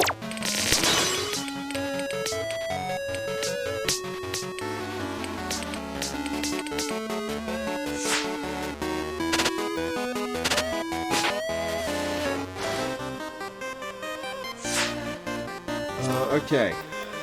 Pump cure.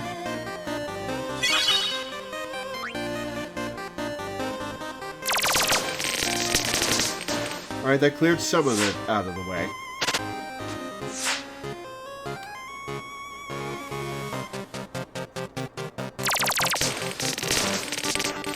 Alright, that got rid of the last Cactuar. I've been poisoned. Great.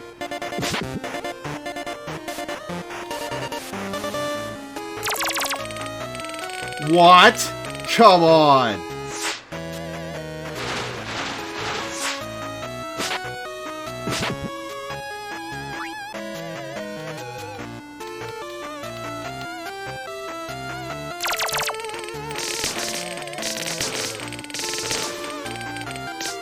Alright, that did some damage. Cool. Ow. Alright, pump, cure.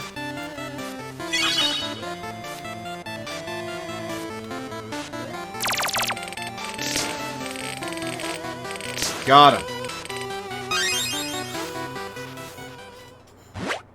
Alright, stage 3. Full health and full of MP.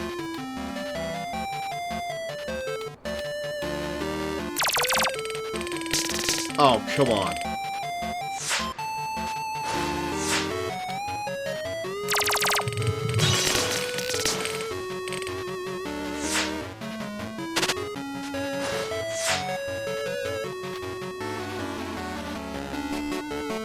Alright, let's get this behind here.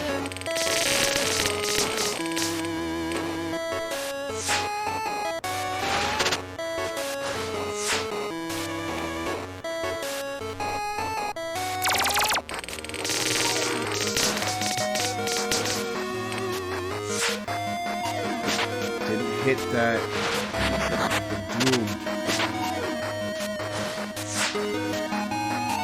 Okay, I'm gonna Palm Meteor so I can recharge.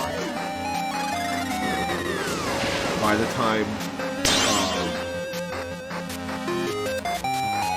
Odin shows up.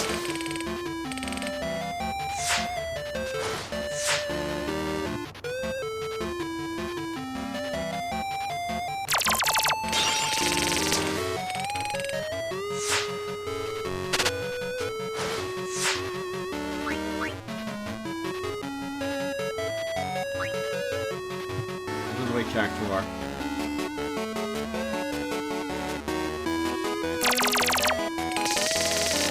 It bounced off the side instead of, damn it.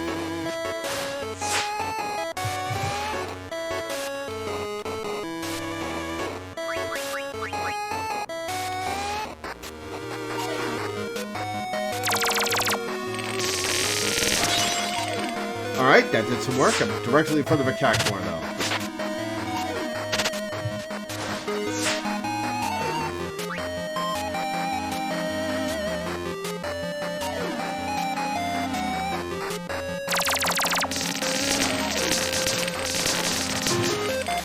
Nice.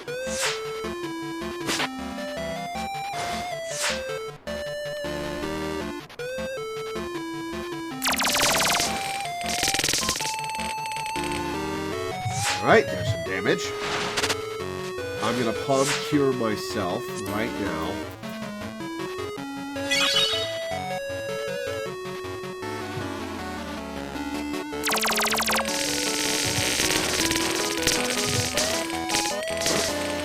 Nice.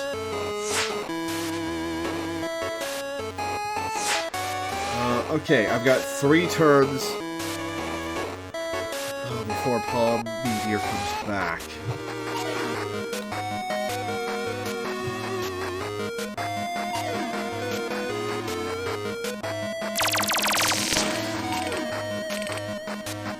Alright, I gotta avoid damaging Odin right away.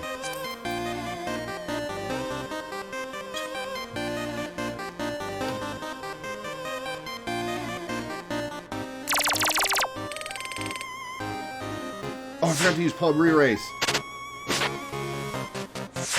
Oh, shit. Palm Re-Raise take 50 MP, so I won't be able to Palm Meteor. Oh, Palm Fire, though. 20 damage. Yeah, we're gonna Re-Raise just in case. Then we'll Palm Fire.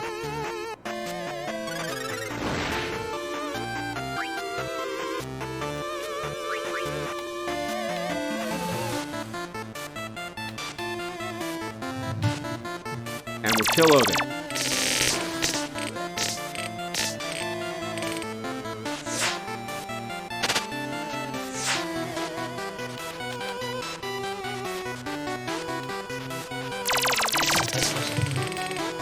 Damn it.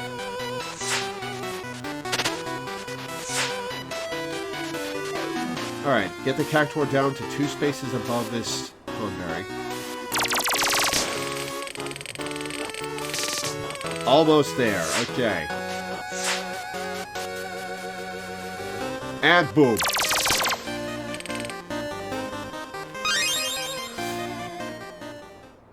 Success! 41,388.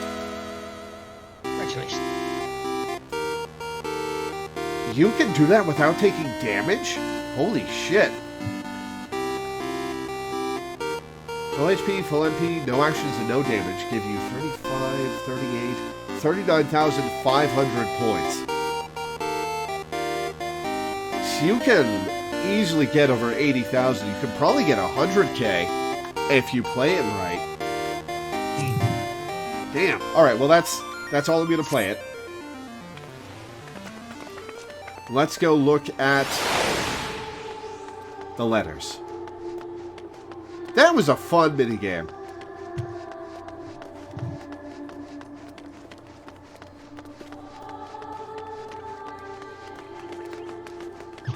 probably the best minigame that they've added so far. Yeah, no, that was super fun.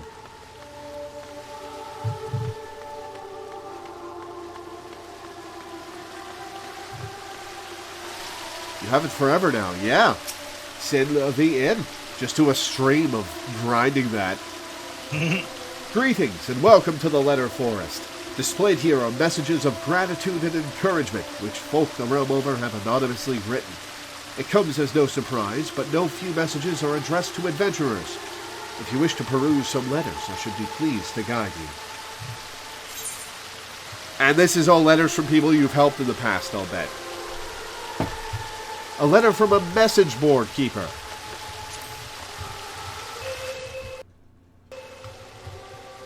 Oh, it's a little cutscene for each of them. All right.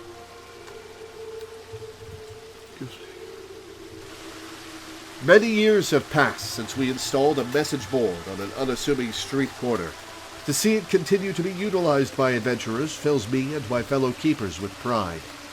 Like a lodestone, the message board draws people together, and it is our hope that it keeps serving you well as a means to share information. For our humble part, we shall endeavor to maintain the board in good repair while bringing you news that may be of interest. With best wishes, a message board keeper. Melena got 63,789 points. Damn! Wow. Blew my score out of the water.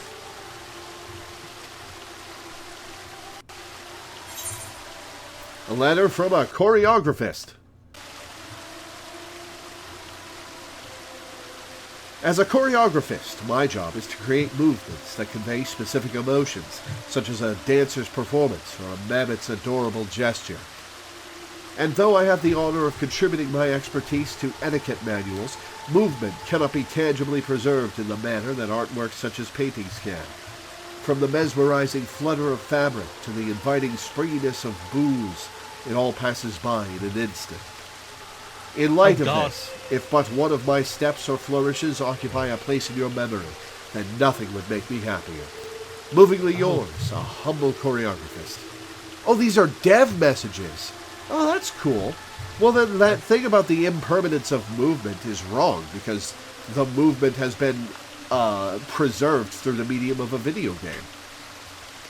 I've just noticed something horrifying, Will. What? You only have 3 fingers. Well, one's my thumb. I'm doing the Vulcan salute in my glove. Well, in that case, 3 fingers and a thumb, I mean. Oh well, I've got 1, 1, 2, 1 from thumb to pinky. A letter from an etiquette manual writer. One lazy afternoon, as I stood by the Aetheryte Plaza, I found myself absorbed by the sight of adventurers whiling away their time. Greeting friends who were passing by, practicing a newly learned dance, sitting on a bench and chatting, opening umbrellas when it began to rain, tucking into a loaf of bread when peckish. To the untrained eye, they were doing naught out of the ordinary. I, however, saw the fruits of my life's work, and it warmed my heart. So this is a message from the people who make the emotes. Dreaming of a day when proper social etiquette is practiced by all, be it in a ballroom or otherwise, I shall continue my quest to edify. Courteously yours, an etiquette manual writer. I've already got Tetris Effect from Kupo Kupo Adventure. I just tried to line up a shot to bounce off of the final line of that. A letter from a theater set designer. Dear adventurer, I am a theater set designer, and one who is said to have a penchant for designing unusual props for the stage. Some of my labors of love, it thrilled me to discover, have caught your eye, to become little companions that follow you around, or even modes of transportation. Oh, this is a message from the pet/mount designers, then. Alright. To see my creations for the stage delight you often, even the oddest ones, delights me in turn, and further motivates me in my craft. In hopes that I can continue to delight you all, I will endeavor to create ever more interesting props. Yours in whimsy, a theater set designer.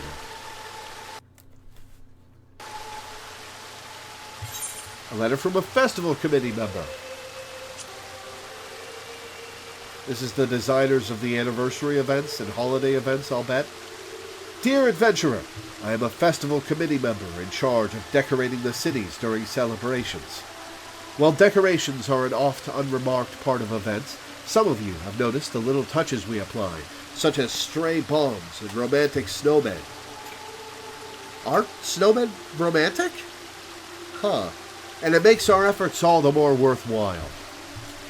As you continue your adventures, it is our hope that the festive ambience we create throughout the year will provide you with joy and respite both. Mirthfully yours, a festival committee member.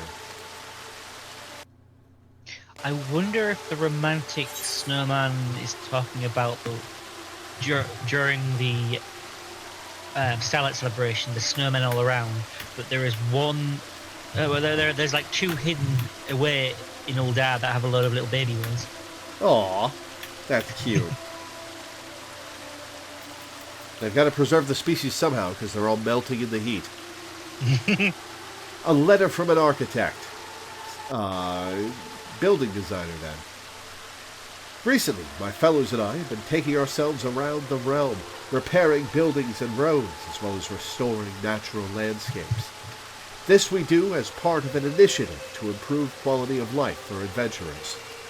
Yours is a long journey. What little we can do to ease your way, we gladly do. Constructively yours, a humble architect.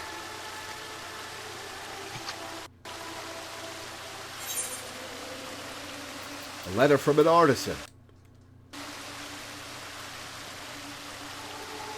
You who are reading this letter, I bid you imagine the countless adventurers who call this world home. I dare say it isn't difficult to do so, for that is reality as it stands. Yet we mustn't take it for granted, for what we have now is the culmination of much hard work by full many souls. Souls including your good self. Adventurers breathe life into this world, each one of you giving rise to a grand tale, and I hope you never forget this. Thank you for taking the time to cast your eyes over these words. Wherever your adventures may lead, may you find happiness. With utmost respect, a nameless artisan.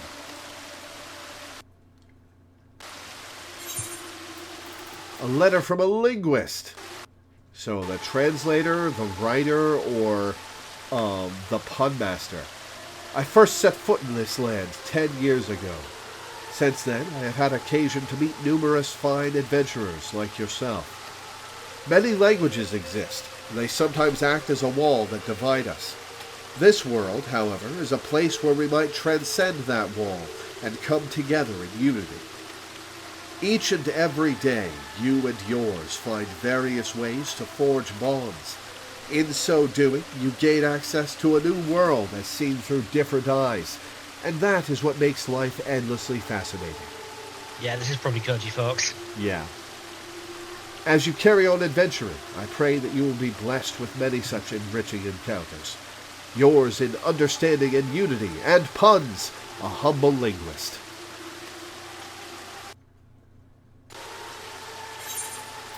A letter from a citizen. Dear Adventurer, during the calamity, and for a long time afterwards, there was nary a smile to be seen upon faces. Now, however, I often see you and yours walking happily through the city, and it never fails to warm the heart. In my mind, you are the symbols of the new era. No one can say what the future holds, but when I see your smiles, I am reassured that somehow all will be well. Sincerely yours, a humble citizen. What is that from, a role player?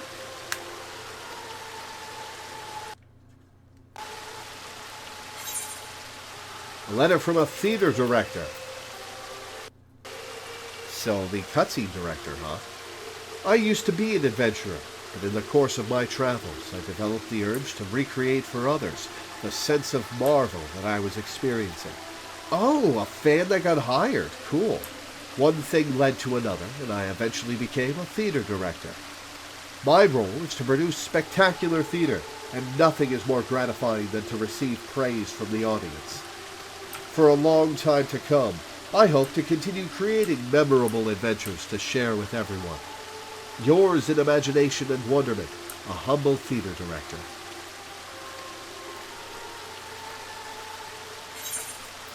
A letter from an advertising scribe. They gave game space to the ad designers?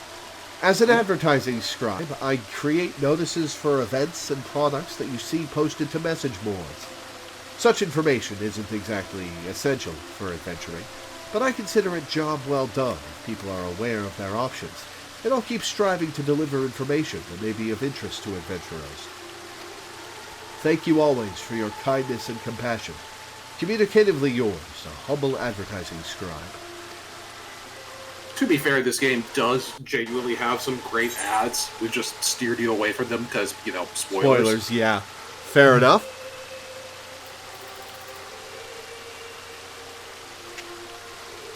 Advertisers for the game were pulled during the launch for Endwalker.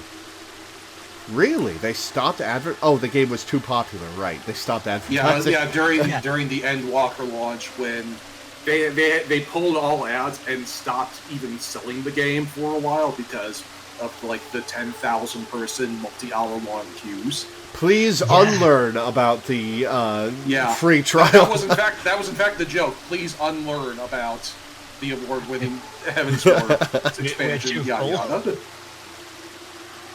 Yeah, the fact that they sold out of digital copies. Yes, they literally sold out digital copies at one point. Yeah, it wasn't even a case of they pulled it from the store. They ran out of digital copies. They could only generate so many codes. Mm-hmm. Really? There was a limit to the number of codes they could generate? Well, there was a limit to the number of codes they were generating. They were able to always generate more, but you generate, X number of codes, and then X plus 1 players try to buy the game. Whoever came up with this, and all of a sudden you've sold out of a digital good. Yeah, because I'm pretty sure they can only do it in batches to prevent overlap, and thus to prevent people from just guessing codes. Yeah. Anyway. Right, I'll be right back. Whoever came up with the copy pasta of the critically acclaimed MMO, was a genius. Did more advertising for the game than the actual devs did. The copy pasta is still going, too. Yeah. What, 3 years on? And now it has to be updated because they're Stormblood to the free trial. Yup. A letter from a guide. A tutorial designer.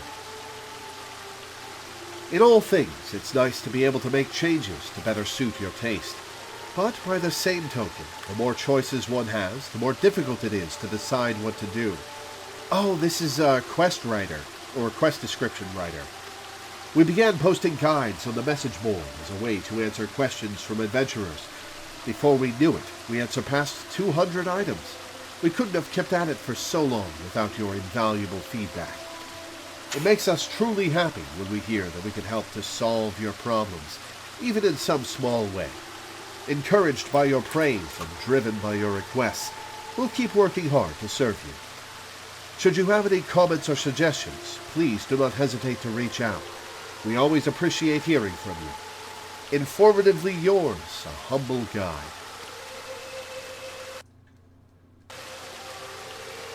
A letter from a gatekeeper. Fire Emblem Three Houses intensifies. All who set forth must invariably pass through the entrance, and while most will not spare the place a second thought, we gatekeepers think of naught else, day in and day out. Funny that they gave the people who designed the area border dots their own letter. Our solemn duty is to ensure that all adventurers can enter unhindered, and this entails keeping signs in good repair and pesky fiends at bay. We're especially attentive when we throw open all entrances at once following large-scale maintenance works. Inspired by the eager expressions you wear as you set forth anew, We will continue performing our task to the best of our ability. Vigilantly yours, a humble gatekeeper. Oh, the main menu designer. Okay, yeah, that makes sense. A letter from a playwright. The writers. A stirring story needs a formidable antagonist, one who stands in the protagonist's way and causes them sadness and suffer. So suffer. When the heroes finally overcome that foe, they will know a joy that is as sweet as their struggles were bitter. Those who shared in that joy will go on to become friends true, their bond transcending age, station, and nations. In order to create such depressing lows and soaring highs, I will strive to conceive of more compelling antagonists. Dramatically yours, a humble playwright. We are very proud of how awful your enemies are by our design. Man, this is if Yoshi P is the head god of the Pantheon, this is letters from the Pantheon. No way, yeah. A letter from a theater composer, the musicians. As someone who composes music for the stage, nothing pleases me more than to hear that you are moved by my work. I am also humbled to receive your words of appreciation for the concerts we hold and the orchestrion roles we release. You are my motivation, spurring me to continue composing music that brings the story to life, and I thank you from the bottom of my heart. Yours in the melody, a humble theater composer. Soken, yeah. Cool. A letter from a theater sound designer. For the sound effects. Sound effects go really underappreciated in video games. From sword slashing to armor clinking, from water running to leaves rustling, I have the pleasure of recreating for the stage the various sounds that can be heard out in the world. It is a challenge and a thrill to produce these sounds, and we draw inspiration from the knowledge that they are heard and appreciated by many. However, the sounds of a play isn't limited to that which we ourselves create. No, they also encompass those made by the audience and the players. It is a collaboration between us, a joint performance, and it is my hope that we can continue filling the world with sound together. Acoustically yours, a humble theater sound designer.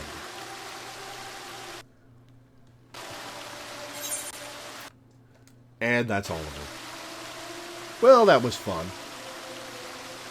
That was fun. And I did track down that quest that is also interesting. Awesome. We will do that after I take a break. Alrighty. Alright. Well, that was a fun little event. Yeah. Like I said, I think I liked the 9th anniversary event better as a 10th anniversary event. But this was very good. This was very good. Yeah. And the mini-game it added was very cool. The mini-game was great, yeah. Yeah. I'm going to play that again while you go on your break. Very fun. You might want to check out the mount just before you go on your break, though. Okay. Although I think the new quest is going to take us outside anyway. We can check it out then. Okay, yeah. Yeah, we'll take a look once we're out of town. Yeah. All right. I will be back in a few minutes, guys. Burb. Aye, aye.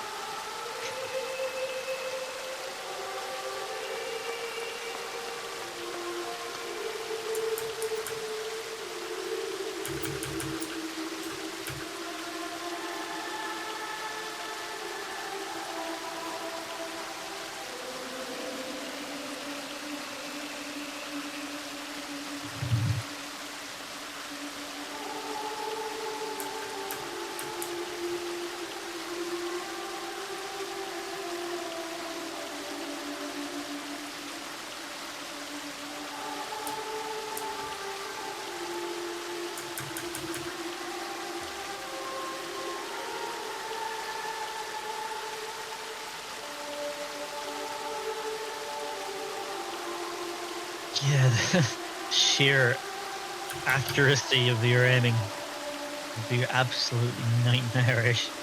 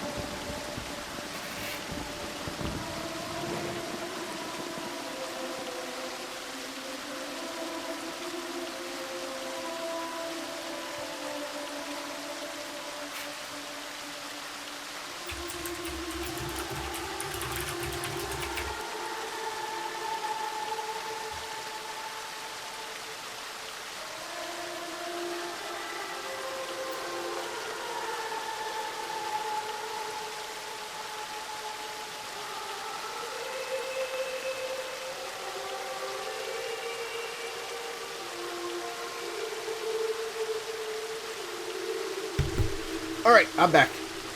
Welcome back. Lead on.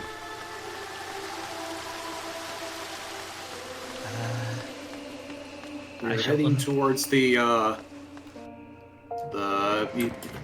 Flames headquarters, right by the Aetheryte.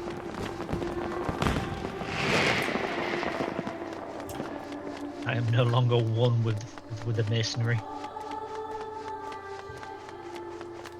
Oh, the Aetheryte is way the hell over there.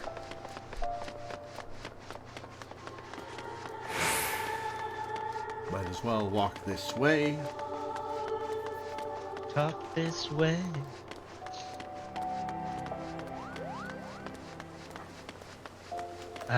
You Flames.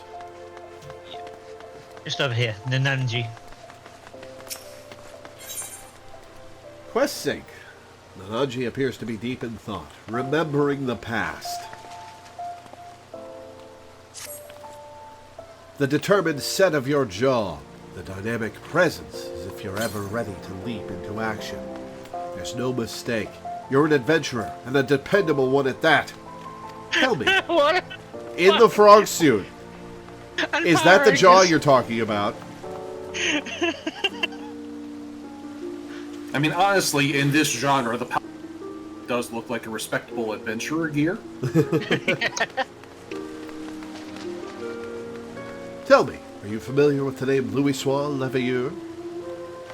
Well, we've met. Of course I am. Of course you are, of course you are. Forgive me my suddenness. I'm Nananji Nonoji, a budding writer, and I seek to pen a biography of the great man. In particular, I wish to cover his movements leading up to the calamity, and to that end I've requested an interview with the Immortal Flames. He served the Eorzean Alliance as a tactician, you see, so there ought to be someone in the Order who had dealings with him. And while my request has thankfully been accepted, there's just one problem. I don't have much experience conducting interviews, and I'm worried whether I'll be able to do a proper job. As an adventurer, you're doubtless used to dealing with people. Thus, I would like to ask you to accompany me in the capacity of an assistant. It would be tremendously reassuring to simply have you watching on. And if you're amenable, afterwards I'd like to interview you as well for your own impressions. Well, there's a lot I could tell you about Louis-Sois, but I can't, for the sake of the realm. For your troubles, I'll be certain to credit you as a collaborator. So, please, won't you help me with my biography, that the memories of the calamity might be preserved for future generations? I'm in your debt. To begin with, please come with me to Camp Drybone in eastern Thanaland. There's a place I'd like to visit ahead of the interview. Alright, off to Wetbone. Update on the duck situation. Somebody who is in on the prank has revealed there are 30 of them.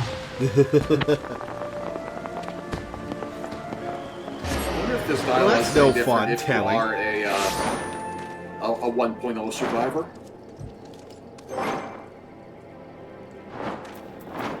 Because that would be an inclusion. Where is my new Phoenix mount? Ah, there we are. Rising Phoenix.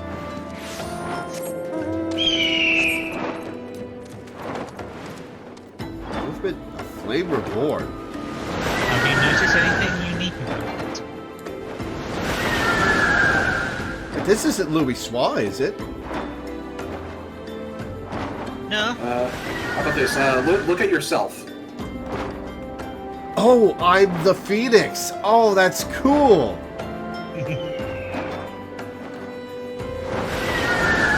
That's pretty cool.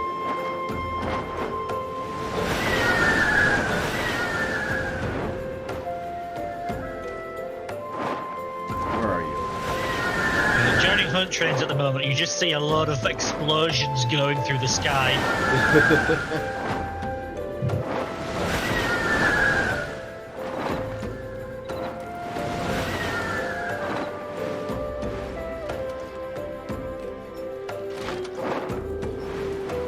He's in one of those little rooms. Oh, no, he just hadn't loaded in yet. There you are. To explain why we're here. Oh, but I haven't even asked your name. How am I supposed to credit you if I don't even know that much? Loreweaver? The Loreweaver, champion of Eorzea? Small wonder I felt you were dependable. With one such as you helping me, everything will surely go well. But getting back to business, the interview I've arranged is with an officer of the Immortal Flames. As there's still time, however, I thought we'd pay a visit to the nearby graveyard first, so I can explain my motivation for the biography.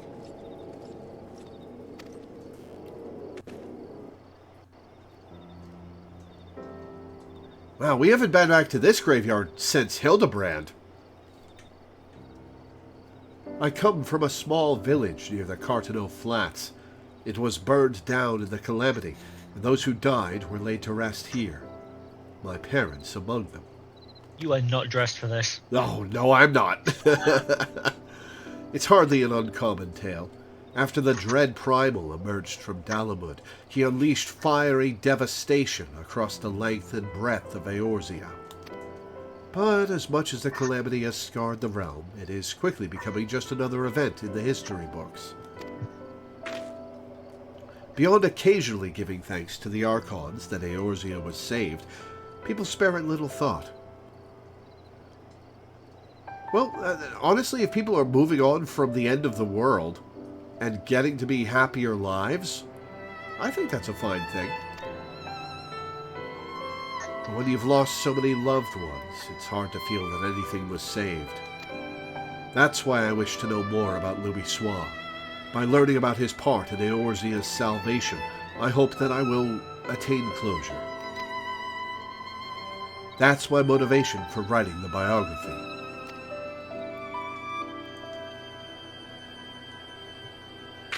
Now then, in preparation for the interview, let's review what is known about our subject. Excuse me. It's difficult to define exactly when the Seventh Umbral Calamity was set in motion. Many historians, however, point to the Empire's Meteor Project, which sought to bring Dalamud down upon Eorzea. And succeeded. Mewtwo scientist voice.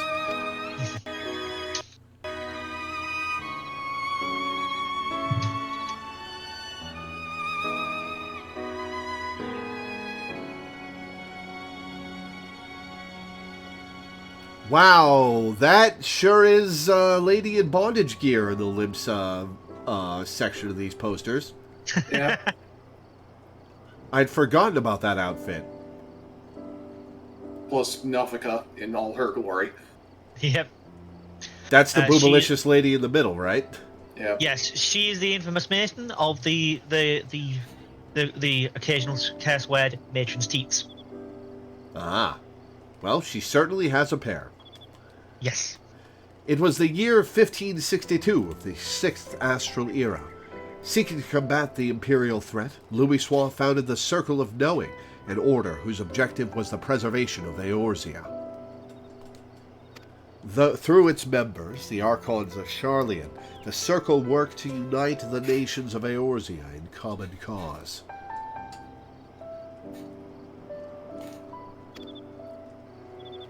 The result was the formation of the Grand Companies in the 3 city-states, the Immortal Flames, the Order of the Twin Adder, and the Maelstrom. None of these would exist now were it not for their efforts. I wonder if these are actual posters that got sold early on. I mean, they're posters that are just around. Like, you can see them in the cities here and there, like in little corners somewhere. Can't be with this level of resolution. Well, in 1.0, maybe they did have this level of resolution.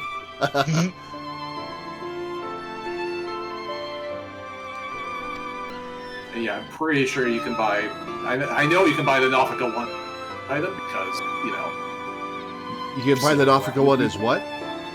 I know for a fact you can buy the Nothica one as a housing item because, you know, I visit people with horny houses. I was actually talking about real-life posters, but... yeah, probably. Yeah. I don't know. And then, in the year 1572, When the situation was coming to a head, Louisoix himself made the journey to Eorzea in secret and engaged with each of the nations. What took place during that time is what I seek to learn in the interview. Well, we definitely will be interviewing the heads of the nation-states, because at this point in the leveling process,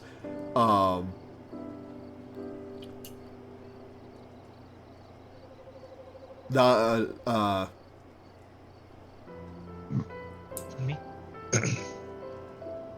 This is level level 50 quest, so... yeah, It'll so be level just 50 after quest, so Victorium. Nanamo, that's her name, had just quote-unquote died. No, not necessarily. Oh wait, no, this is set after 2.0, not 2.5.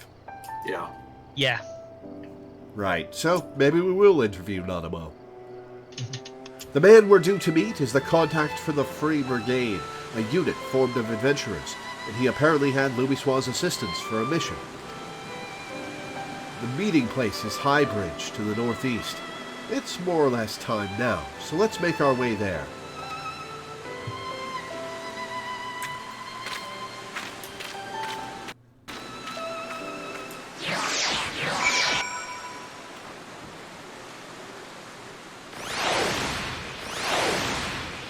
At last, rain upon my amphibious skin.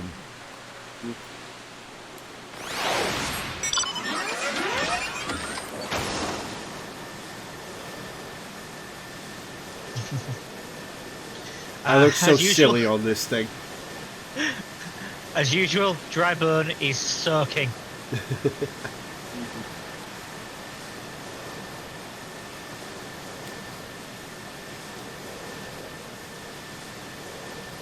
Yeah, I mentioned this one time, like a year ago, but I think I solved the mystery for why it rains so much at Drybone.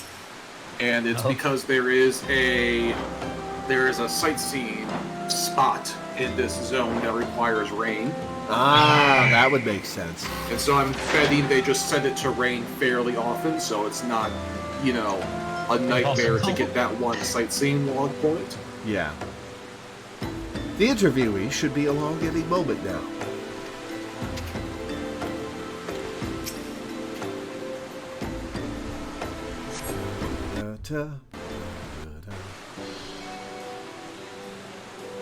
Just Hildebrand comes along and recounts the tale of how he accidentally launched himself at the moon. That would be very funny. You're the ones who seek an interview? I must say, I wasn't expecting to see the champion of Eorzea. I am Nanaji Nononji, the writer who made the request, and Lore has kindly accompanied me for the interview. I can't thank you enough for taking the time out of your busy schedule to humor me. Come now, no need for the thanks. Like everyone, I hold Louisoix in the highest esteem. If you wish to know about him, Holland Aubrey is always glad to oblige.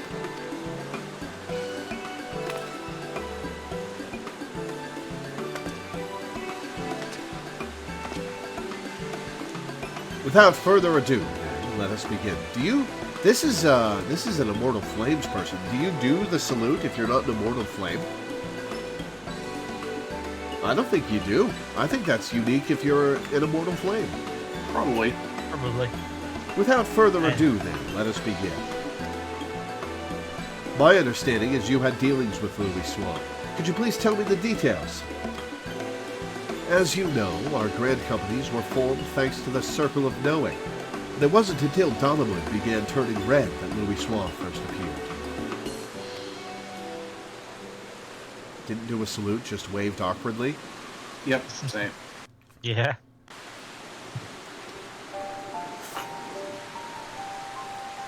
It began with the word that an elderly Elezen man had come to Gridania, who held the key to vanquishing primals. Upon learning of this, I sent an adventurer of the Free Brigade to make contact with him. I later learned that the Maelstrom and the Order of the Twin Adder had done the very same. At that time, our companies weren't yet collaborating. Each one only thought to stay ahead of the others. If truth be told, at first we didn't think much of Louisoix, only that he was the leader of scholars who studied peculiar prophecies. But when the adventurer reported back, our opinion of the man completely changed.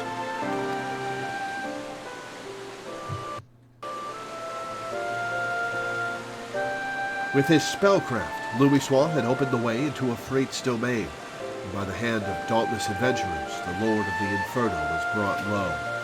Oh yeah, so this is that battle I saw a clip of, where it's just like in a burning field, and Afrait swipes at you, and swipes at you, and swipes at you, and throws a fireball, and swipes at you, and swipes at you. And it's just the most boring MMO battle I've ever seen. Everybody's just stood still. Yup. Alas, many defeats preceded that victory. It was reported that countless charred corpses laid strewn in the bowl of embers. Yet he kept sending people in. Now the mission also yielded a shocking revelation.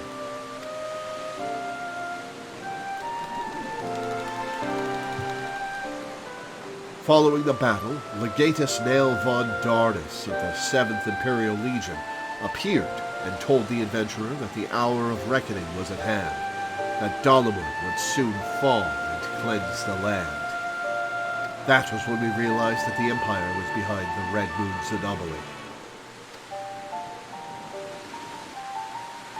His helmet looks so silly. So, thanks to Louis Swan, you came to be aware of the Meteor Project. Still, it doesn't seem like you had much to act upon. As you say, afterwards we scrambled to learn all we could about the project. For a blessing, we had the cooperation of a Garlean defector, Sid Garland, whom you know well. He revealed the details of the project, that it utilized a transmission tower to pluck Dalamud from the heavens, all for the purpose of purging us savages from the realm.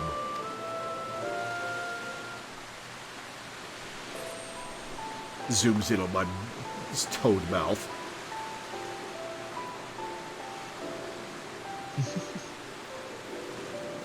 I could continue telling you what I know, but from this point on, there is someone better suited than I am. If you're interested, I would be glad to introduce you to this individual. What say you? Absolutely. Well now, we'd be keen to speak with this person indeed. Very well. I will send word to the Adder's Nest. If you could take yourselves to Upkalu Falls, I will arrange for a meeting there. To go to such lengths to help us, I can't say how grateful I am.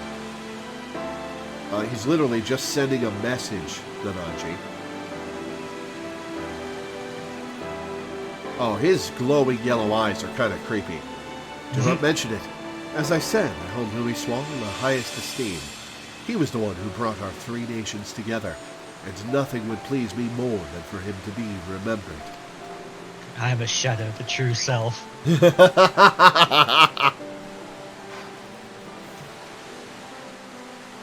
Well, it's past time I return to Ul'dah. I pray that the coming interview bears you fruit.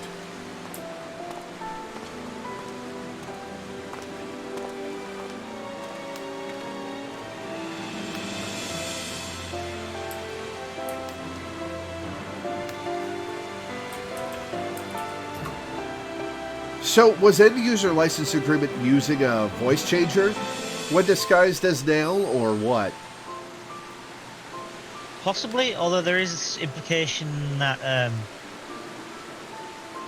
Nail's soldiers knew it wasn't the real Nail, but out of loyalty to Nail, they wanted to support his sister, and also the fact that she was very direct, proactive, and effective.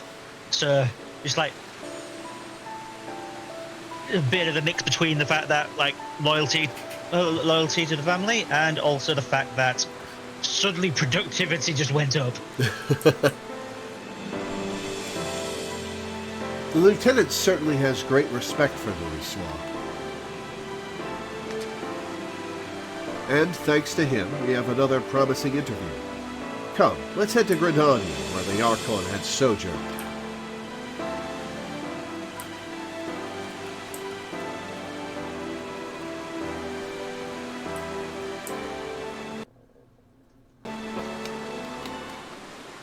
All right, to Gridania. Yeah. Secretary makes a point that those helmets probably do a good job at masking your voice anyway.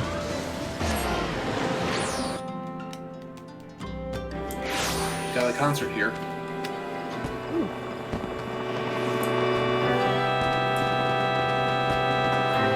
What are they playing? Is there anything that'll get us a strike? Oh, it's, You Say Run. Oh, nice.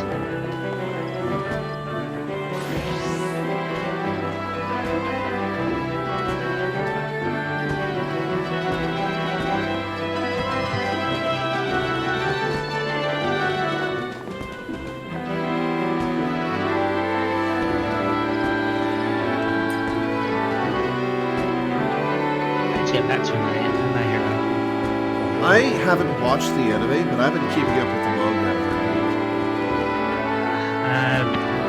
I've been watching the anime. I'm up to my villain arc. I finished that, so I need to continue from there.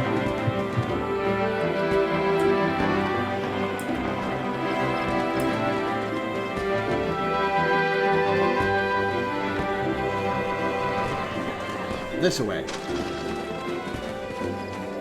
Oh, right, quest.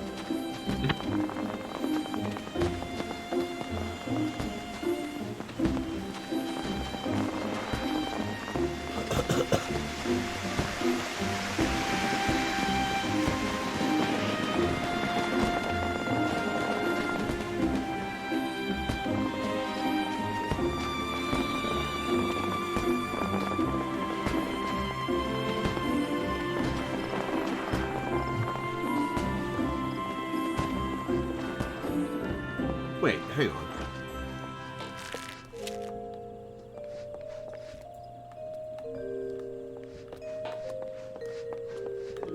Where's the quest marker in here?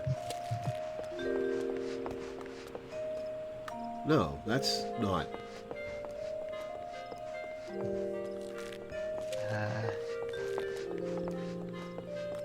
You may have another quest here in this town that is the It's same some one. other quest that you have active. I don't know. Might be Primal Fear. I mean, you can look at the map and it'll say. Primal Fear sounds likely. Yep, Primal Fear. Alright, that's Kalu Falls. Aha. Hello, you're still a sister.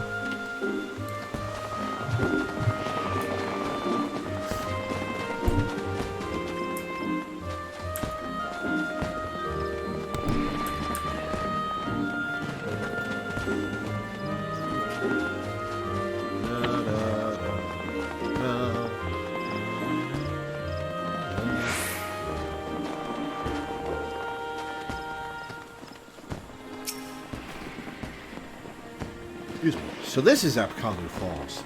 The conspicuous lack of the creatures aside, it's quite a beautiful place. Now then, the person we're to meet should be along shortly. Oh, Primal Fear is the Odin quest line. Ah. Yeah, it leads to a quest called Fear and Odin in the Shroud. I like that pun. That is a good one. I was told there were those who wished to learn about Louis Soir. Who should one of them be but the champion of Eorzea? Well met. I'm Lieutenant Cyril Fulk of the Order of the Twin Adder. Okay, I did the salute there that time. And I did the awkward wave. Nanaji Donoji, at your service. Thank you for sparing the time to speak with us. Think nothing of it. I must say, though, that Lieutenant Aubrey chose the perfect spot for the subject matter.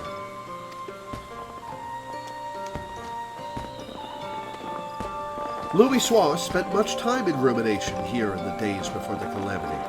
We Gridanians, being somewhat reserved by nature, at first the citizens kept their distance.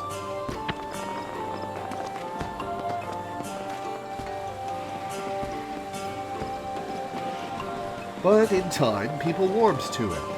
He patiently lent an ear to their troubles, healing hurts and offering counsel, and gradually earned their trust. To ignore the plight of those one might conceivably save is not wisdom, it is indolence. Louisoix spoke those words and lived up to them. He was the epitome of a Charlean sage, and I recall myself being moved. Now, shortly after we had become aware of the Meteor Project, the hamlet of Quarrymill was attacked by the primal Garuda. Both soldiers and civilians were among the casualties. How bad was the Garuda fight? If a freight was that bad. Sure, I've never actually seen it.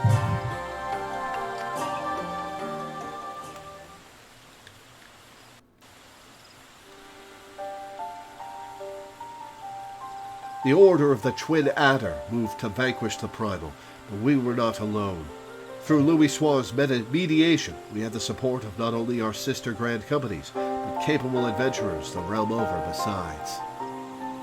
Using an artifact known as the Vortex Feather, the Archon opened the way for a band of adventurers to sally forth into Garuda's turbulent domain, where they felled the fearsome being. What were you about to say? I was just going to say, how can it be a better quest line than the Chocobo Dungsack quest line when the Chocobo Dungsack quest line gave us such an amazing punchline?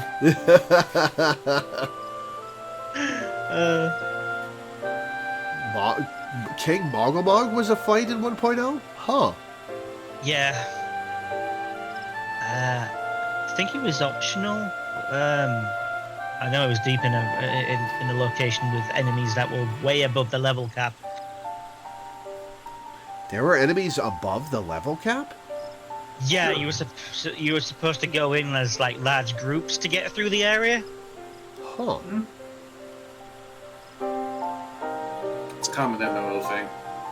Well, it's a common old school MMO thing, which is why 1.0 was doing it, because they were still stuck in the, early aughts with a lot of their design decisions. The WoW format. Not even the WoW format, the EverQuest format. Yeah, basically the 11 format. A lot of 1.0 was a lot of the problems with 1.0 is they had a good amount of the team from 11, but they got a bit cocky, thinking like, we already have this successful MMO, we'll just recreate it. In the early 10s when the MMO scene had moved on. They were level 90 enemies in a level 50 capped game? Oh my god. Yeah. Yeah. Get a bunch of friends if you want to go there safely. That's... Yeah. And honestly, to a degree, I kind of like that system better than what we have now, because, now, levels just kind of don't even mean anything. You'll see a level 50 enemy, but, okay, is it a level 50 enemy that one player can fight, or is it a level 50 enemy that 40 players need to fight? And you kind of just have to, know based on the icon over its head. Yeah, there is one instance of it still happening in 14, specifically in an area heavily inspired by 11. Uh-huh. Yeah, but that's a whole other... That's a future... That's something for future lore to worry about.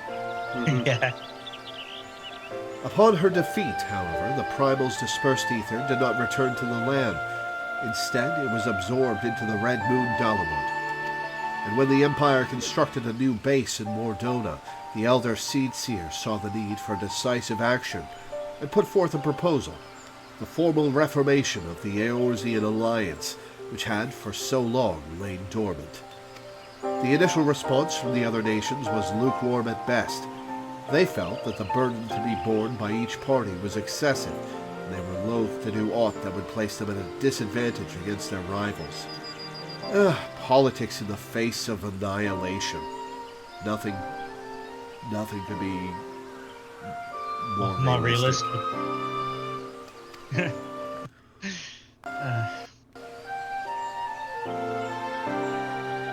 But the revelation that a lunar... Okay. They created Raubon because they couldn't have Nanamo have a weapon in this specific scene. He was created just so that there was a human-sized person able to interact with the other human-sized people. To be fair, I'm not even sure if any of these characters existed before the Dalamud arc. Really? Properly. Yeah. Huh. Well, because, I mean, the players weren't at that level yet. We weren't, you know, the 1.0 adventurers were not running around talking to city leaders. Yeah. Oh. Fair enough. Also, It was a much more humble game. given that Rauban got into his position by fighting in the arena for crowds of people, becoming a celebrity, for him to suddenly become like one of the major leaders of the city and in charge of their entire army, it must be like what America went through when like Schwarzenegger became a senator, like just a celebrity. Well, okay, governor then. But I wouldn't expect Danny to know that distinction. No. Just a celebrity suddenly getting political power. I mean, it's not the first example of that happening, but anyway. Sure. Yeah, Reagan is probably the more prominent example. He was an actor in the 50s. Yeah, I forget about that. Everybody forgets about that because everybody knows Reagan as the president. Yeah. I mean, I know that, but it doesn't immediately come to mind when I'm thinking. Yeah. Also, like, nobody cares about Ronald Reagan's acting. Yeah, no. It is, like, more to the point. Like people will be watching Terminator movies until the end of time. Yeah, Arnie is legit there a are superstar. People who can name a Ronald Reagan movie, but I'm not one. Yeah. Anyway. But the revelation that a lunar transmitter had been erected in the Imperial base prompted a change of heart.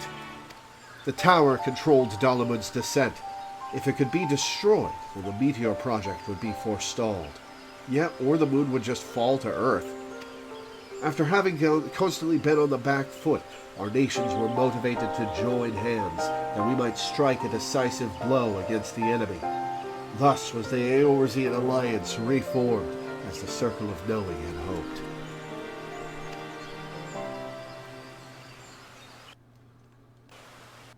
Yet Nanamo just on a step stool, struggling to lift Raban's sword. At the same juncture, Louis was asked to join the Alliance as a tactician, and in that capacity he provided sage counsel to our heads of state. So, although he was at first treated with wariness, Louis earned our trust through his actions and paved the way to enduring cooperation between our nations. Indeed, were it not for him, we all would have perished divided. We owe Louis a great debt. Now then, I expect you might be interested in hearing about the operation to destroy the lunar transmitter. But for that tale, I would recommend you seek out another, a decorated soldier who actually took part in the operation. Although a hardened warrior, she is quite friendly and should be glad to regale you with her experiences. Shall I send her word on your behalf? Anything to get away from your mustache there. We'd be duly grateful. Very well. If you could take yourselves to Maelstrom Command in Limsa Lominsa, I shall see to it that she knows to expect you. With that, I shall take my leave. I pray the biography is a success.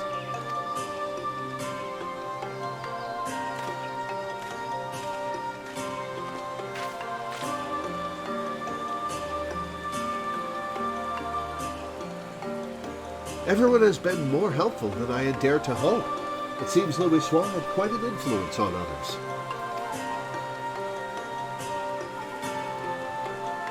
That interview gave us some valuable insights into his character, and I'm eager to see what we learn in the next. Come, let's head to Limsa Lominsa. And this one is my grand company, so this time I get to salute. Nice. The three of us each representing one of them. Yeah, Oh, that's a fun coincidence. it is a fun coincidence.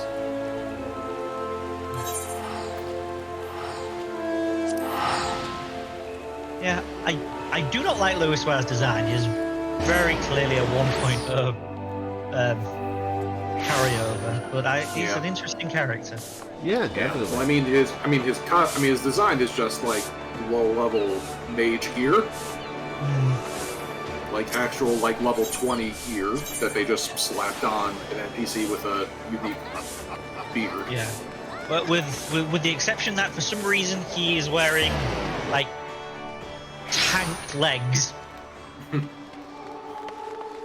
Lord. Okay.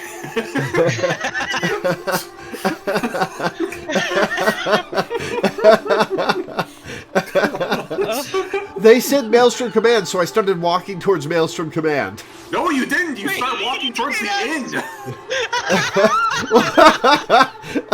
God damn it, Frey. Oh my god.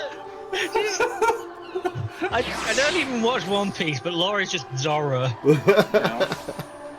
I might actually start watching One Piece because between like the hype for what's happening in the anime and the fact that the Netflix show is actually good, I'm just like, fine, I'll try it. Jesus Christ. I liked the first few arcs of One Piece, but then it got to the Skypiea arc and it just dragged on and on and on, and I finally got done with it and I gave up.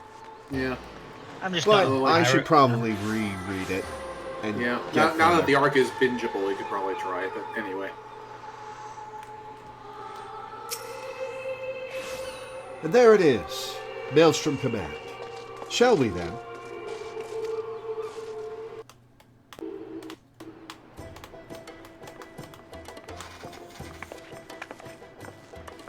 Lore, ever a sight for sore eyes? And you must be Nanaji. Rasha Riki, at your service. I understand you wish to hear about the operation to destroy the lunar transmitter. Indeed. I'm penning a biography of the Archon Loreweaver, you see, for which I'm interviewing people who had dealings with him. I truly appreciate your time. You're very welcome. I would be glad to assist, even if it wasn't a request from Lieutenant Fulk. So is this a 1.0 character, or is this a retcon of a 1.0 character? Or, sorry, a retcon that she was there. I'm not sure. Let's have a look. Now then, to continue where he left off, it was shortly after the Eorzean alliance was formed. Our scouts returned with word that the 7th Legion had activated the lunar transmitter in their fortress in Mordona. She was in 1.0. Oh, cool. I don't have any information beyond that, but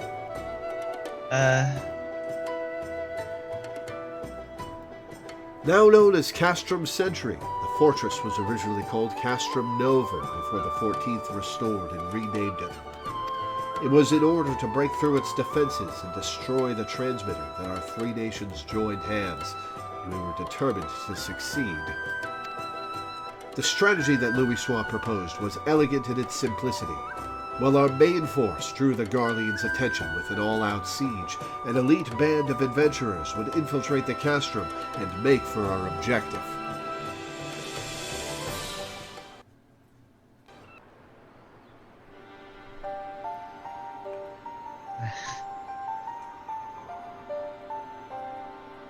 That guy on the right looks like that Sky Pirate dude from Final Fantasy XII. Redis. Yeah, Redis. Doesn't he? Right? He kind of does. Yeah. In his younger days. Well, yeah. We had entrusted adventurers with ridding us of the primals. Now we entrusted them with the very fate of Eorzea. And they failed. I still remember the operation as if it were yesterday. Though we met with fierce resistance, we fought more fiercely still.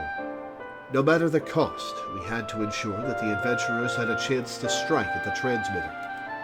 And when the messenger arrived bearing word that they had succeeded, it still makes my heart sore to recall that moment of triumph.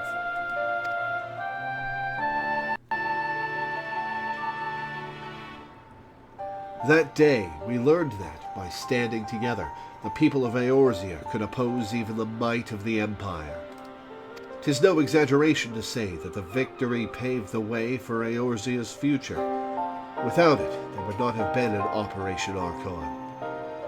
Alas, it wasn't all glad tidings, for though we destroyed the transmitter, Nael von Darnus appeared and claimed that he no longer needed the device to bring down Dalamud, that he himself had the power to do so.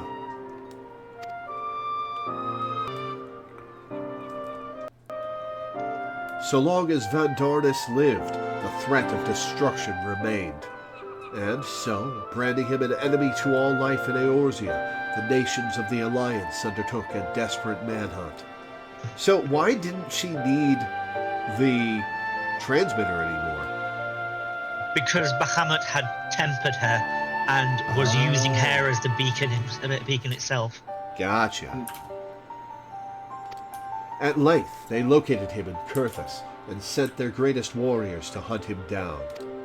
Leading that formidable band was the adventurer whom they called the Warrior of Light. And, though no records remain of the fierce encounter, one thing is certain. At battle's conclusion, Nael von Darnus was brought low.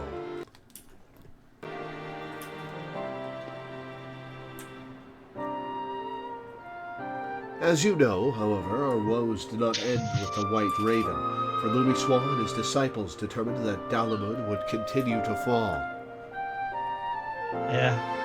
I don't think Nananji's realised he hasn't got any ink. In a last-ditch bid to prevent the realm's annihilation, the Circle of Knowing issued a request to the Eorzean Alliance to secure the Cartano Flats, where the Red Moon was expected to crash. 'Twas no simple task, for the entirety of the 7th Legion had amassed in Cartano, but it was necessary in order to perform a ritual to stop Dalamud, a ritual that invoked the power of the 12. So it was that the Battle of Cartano was joined, and I dare say you know how the tale continues. To everyone's shock, the elder primal Bahamut emerged from Dalamud and proceeded to unleash his fury upon the realm. Aye, and though all bore witness as Louis Swan initiated the Hang on. For the people who were logged in until the servers went down and the actual explosion of Dalamud and Calamity happened, did they get to see a cutscene when that happened? Yes. That's cool. I'll link you the last 11 minutes of 1.0 that somebody's got, where it shows them stood at Cartano, staring up at the moon in the skybox, while the eerie version of Answer's Reprise plays, and then as the sabers close, boom, the cutscene plays. That you're familiar with seeing, and that's just it. That was just the end. Yeah, it ends with Louis Suave fading in the light and all that, and then in the meme gif, right? Yep, and then it just suddenly they were back on the title screen and couldn't log in anymore. Mm-hmm. That's a pretty cool way to end it. It really is. Aye. All bore witness as Louis Swan initiated the ritual. None remember what came to pass afterwards. Neither what happened to Bahamut, nor why the realm was reborn. Nudge, nudge. The haze that afflicted memories of the calamity. But people remember events prior to that moment, yes? If so, do you know if anyone was near Louis Swan during the battle? Someone who may have spoken with him? I wonder if it's just like the explosion of ether fucked with everybody's heads.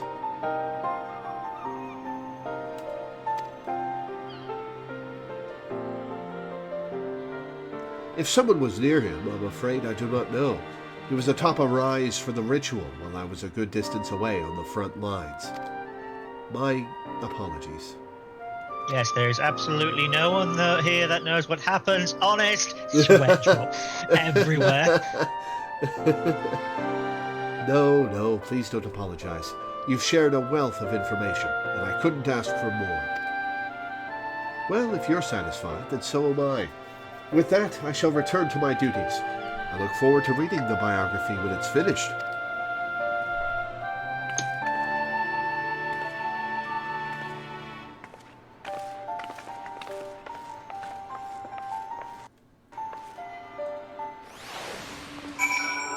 So,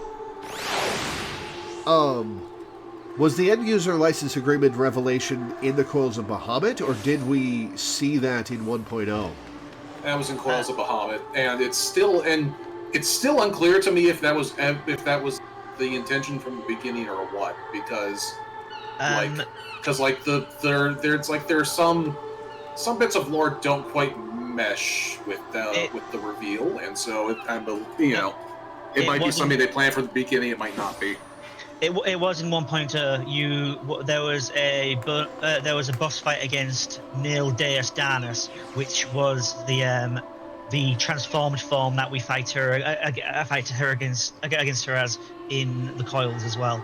The reused model from that. Cool. Melina, we can't talk about it because, as we discovered in the Coils of Bahamut, Louisoix turned himself into a primal.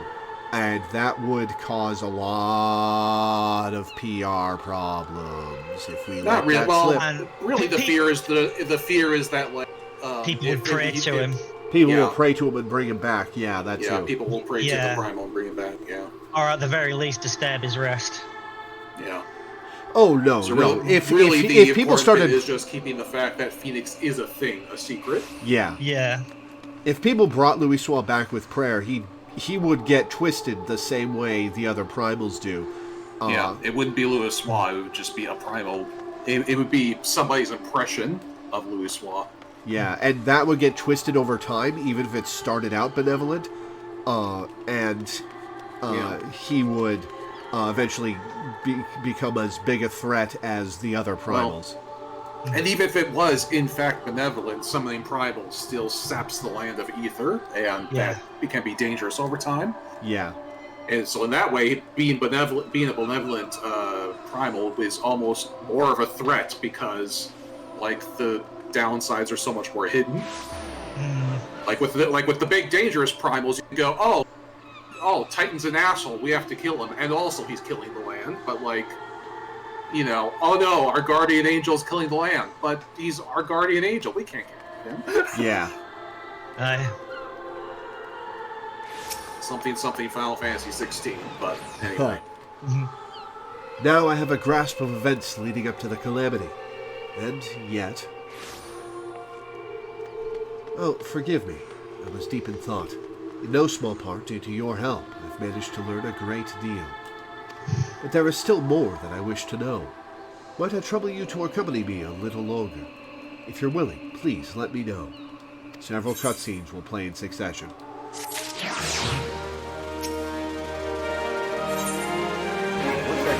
End of an era framers kit, huh?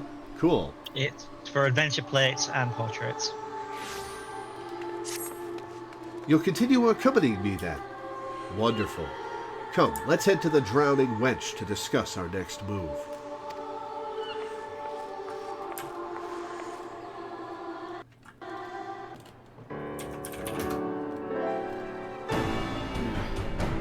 So much for doing class quests today. Yeah, so much for that. I think this was a worthwhile thing to do. It was. Yeah. It's answered. We've gotten to discuss 1.0. I've gotten some questions answered. And it's a cool little plot line. Yeah. Our research proceeds apace so far. We've even learned things not found in literature. But tell me, based on what you've heard from our interviewees, what is your opinion of Louisoix? He's an exceptional leader.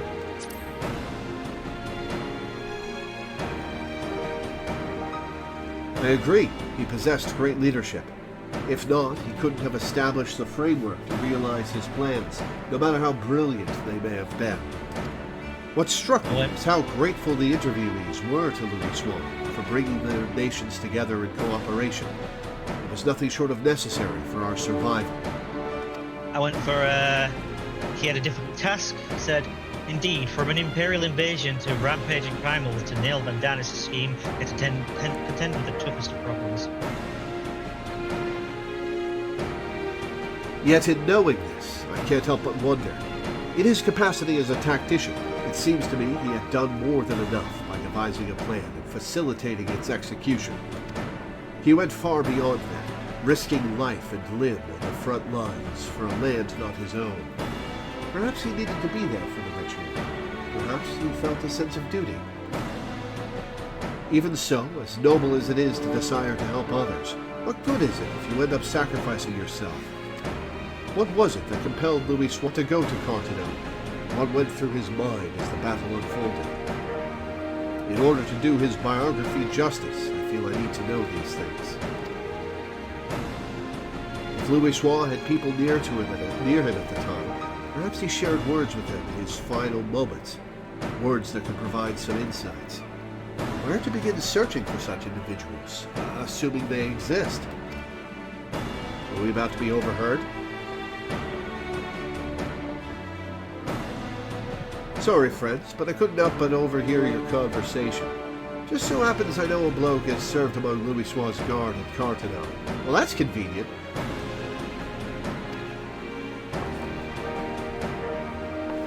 Truly, you know someone who was with him? Aye, as far as I'm aware, he wasn't keeping the fact a secret. Just for good measure, though. Why do you want to speak with him? It's not going to be the Leviathan guy again, is it? Oh God, track tomb.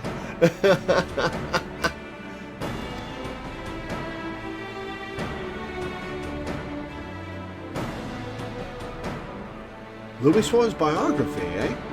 In that case, I reckon the bloke would be willing to cooperate. Or Ginkun's his name, unfortunately.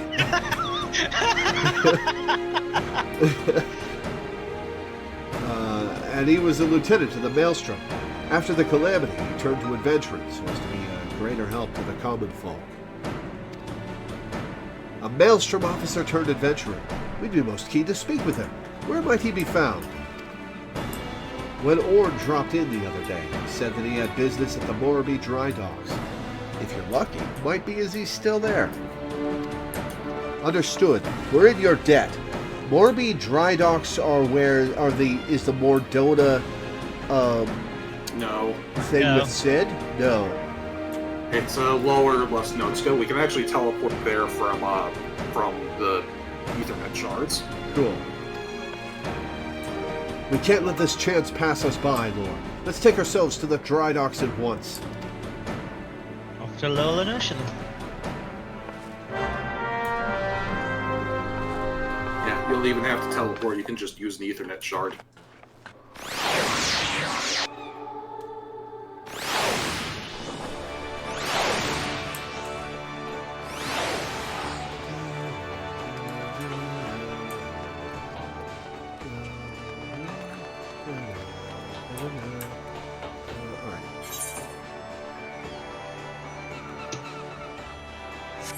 Where'd you go?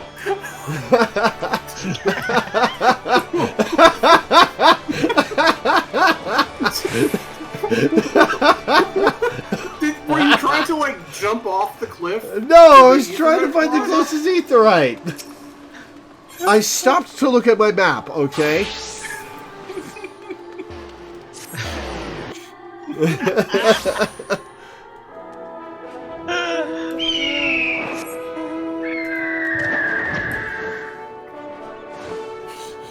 God, it doesn't get old, does it?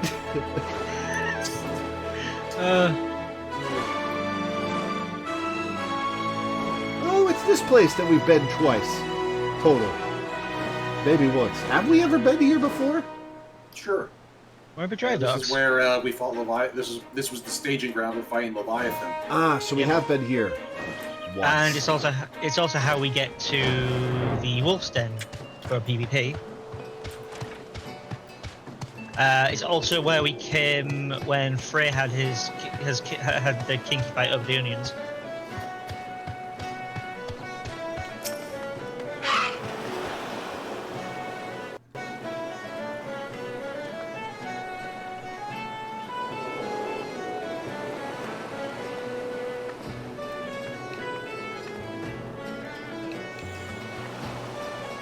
Right, where could Ord be? In hindsight, we should have asked what he looks like.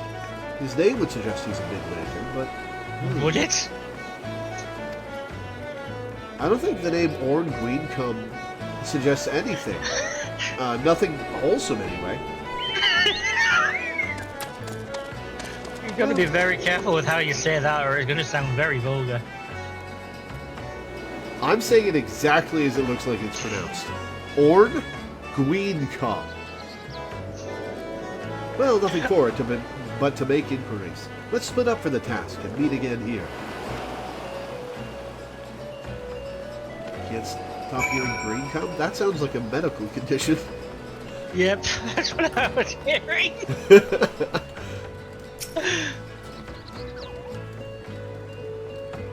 I'm sorry, but I've only just started helping out here. I'm still learning our customers' names. I couldn't say if it's the person you're after, but a man did come by earlier who appeared to be an adventurer. He bought a Nymea lily that we're currently trialing.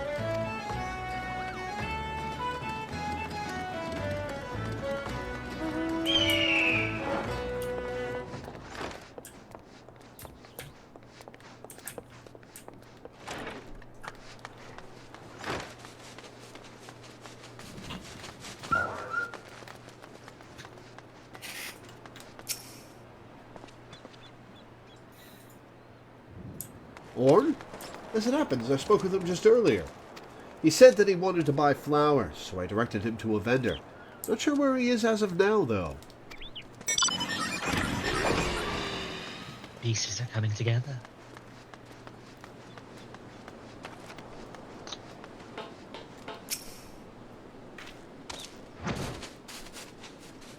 Looking for an Orn Greencomb, you say? Don't know anyone by that name, I'm afraid. I did walk by an unfamiliar fellow just now, though, over by the mark of the spinner. He had a flower in his hand, so he caught my eye. I'm wondering as to where Orn Greencomb might be. Time to rejoin Nananji. Respectable humor for mature adults. There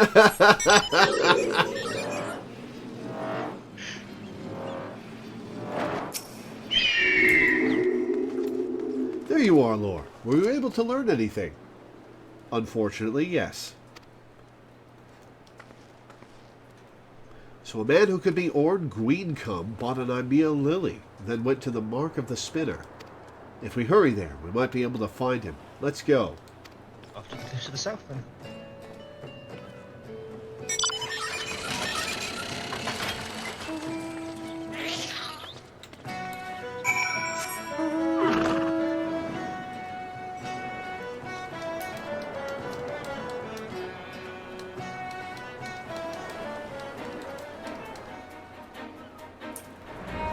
We don't have a battle? If he was only just seen, he should still be nearby.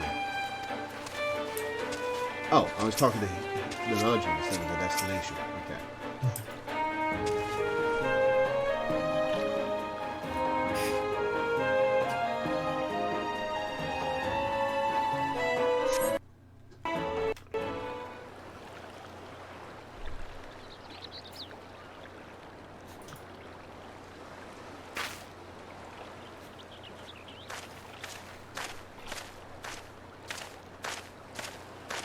Your facial hair is terrible, Orn Greencomb. God, Still better than he his looks name. like an Orn Greencomb. Begging your pardon, sir, but are you Lieutenant Orn Greencomb? That's just Thancred's character model with some facial hair and darker hair color. I haven't been a lieutenant for years, but aye, that's me. What can I do for you?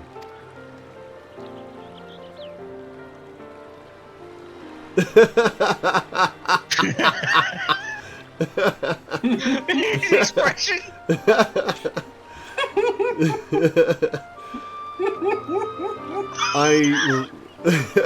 I take it you guys were watching. I mean, it was getting similar due to the fact that I'm a Power Ranger. See, I'm also a Power Ranger, but I'm not wearing my mask, so I can actually, like, zoom in on the facial expression and see the facial expression. With me, it just zooms in on the frog mouth. By the way, since that's a big mystery for you two. In case you were wondering what that zoom in was supposed to signify.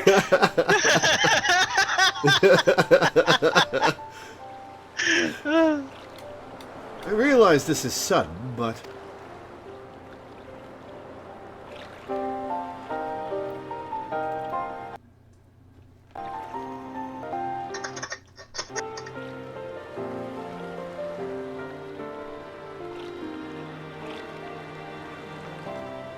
So you're writing Louisoix's biography. I want to hear my account as someone who was near on hand at Cartano. God, the frog suit. There must be a reason that you're here too. The warrior of light who led us to victory in Operation Archon? Me? Operation Archon was when we stormed Praetorium. Oh, okay, right. Duh. Very well, I will tell you my tale. Now then, where to begin? Hey, listen, as long as you don't say your name too much, we'll be fine with wherever you start. He just, every sentence says, I, on Greencombe, will tell you about... Oh, exit! Oh, did I say green instead of green? Yes, you did. Listen, the man's got a bad name, not a medical condition.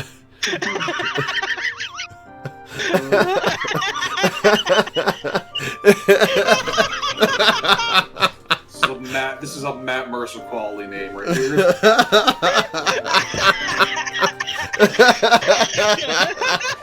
Oh, yeah. Oh, we're children. We are children. Just, so utterly professional.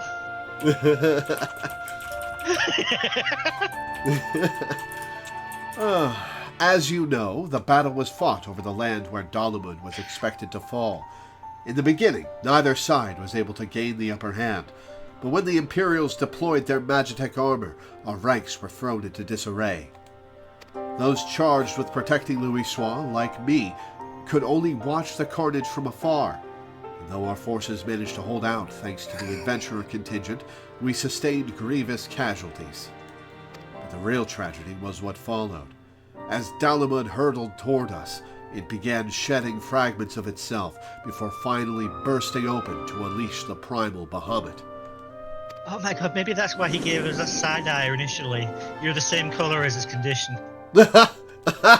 Oh no. It's like, I don't need this reminder. As all below looked on in shock, the battle completely forgotten, Bahamut took wing and spewed fire all over the land. Men and Magitech armor alike were set ablaze and sent flying like so many insects. I only realized that I had stopped breathing when a commanding voice broke my trance. "You've done enough," Louisoix told us. "Now fly, fly and save yourselves." But like my fellow guards, I wanted to remain. I couldn't charge into battle beside my comrades. At the very least, I would do my duty here and protect Louisoix to the last. Well, it was the last, Orn Greencombe. You did your job. God, that expression is very chill. But upon seeing us standing there, not making to move, Louisoix smiled and spoke thus. "If you would give your lives to protect something, then protect my hopes." He looks like he's laughing at Orn's name. Every soul who lives to determine their own fate is a source of hope, bright and brilliant. So live, I bid you, and be among those who bear the light for others to follow. Those words awakened us to a greater purpose. If there was hope in my living, then I would live as Louisoix bid. No matter what, I would survive. And so, together with my fellows, I began making my retreat. Alas, we hadn't gotten far when an explosion erupted and sent us sprawling. I struggled to my feet just in time to see the enormous, menacing silhouette of Bahamut looming over Louisoix. In the next instant, he was enveloped in light, and that was the last I remember of him.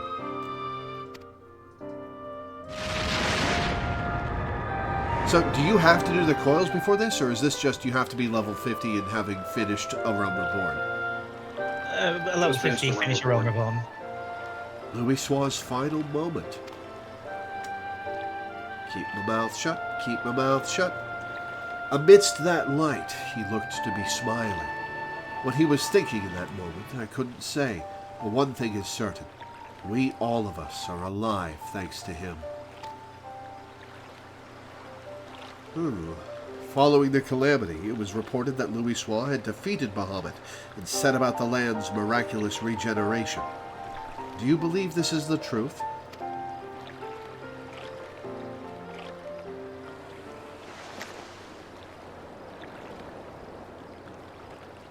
Every soul who lives to determine their own fate is a source of hope.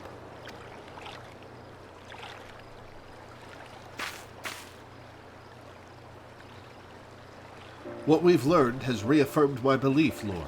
The belief that Louisoix was not an all-powerful savior one reads about in tales, but merely an ordinary man. I think he was a little extraordinary, Nanaji. But that man never forsook Eorzea. No, he stood for this realm to the last, he and countless other brave souls, and saved it from becoming a scorched waste. Against unimaginable adversity he fought, and at the cost of his life, paved the way to a brighter future for us all. The least I could do in return is tell his story, spread his message that where there is life, there is hope.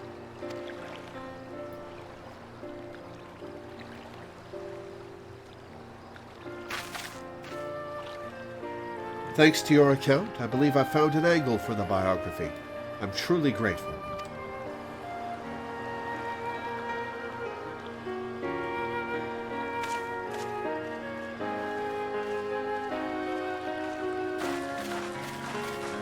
Oh, now it's nighttime and it's glowing. That's actually perfect timing. Yeah.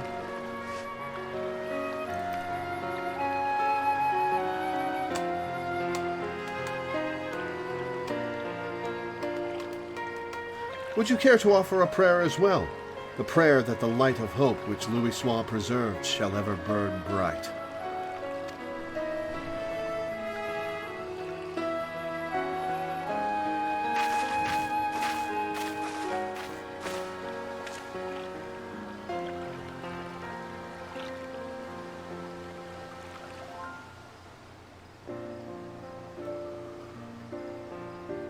Solemn frog. Solemn frog. That's like a Metal Gear boss.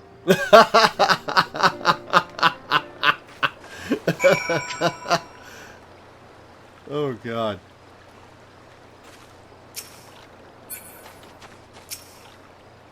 The calamity left deep scars across the realm. There was no place that did not want for help to rebuild. Solemn Frog could be a Rogan in name. Oh, that's true. Yeah.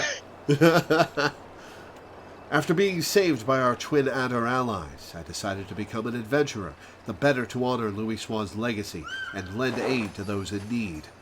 During my travels, I often hear your tales. I'm glad I could share my own with you. That's a pretty heartfelt message there. Allow me to thank you again for recounting your experiences to us. Nay, 'tis I who owes you thanks for giving me the chance to share Louisoix's words.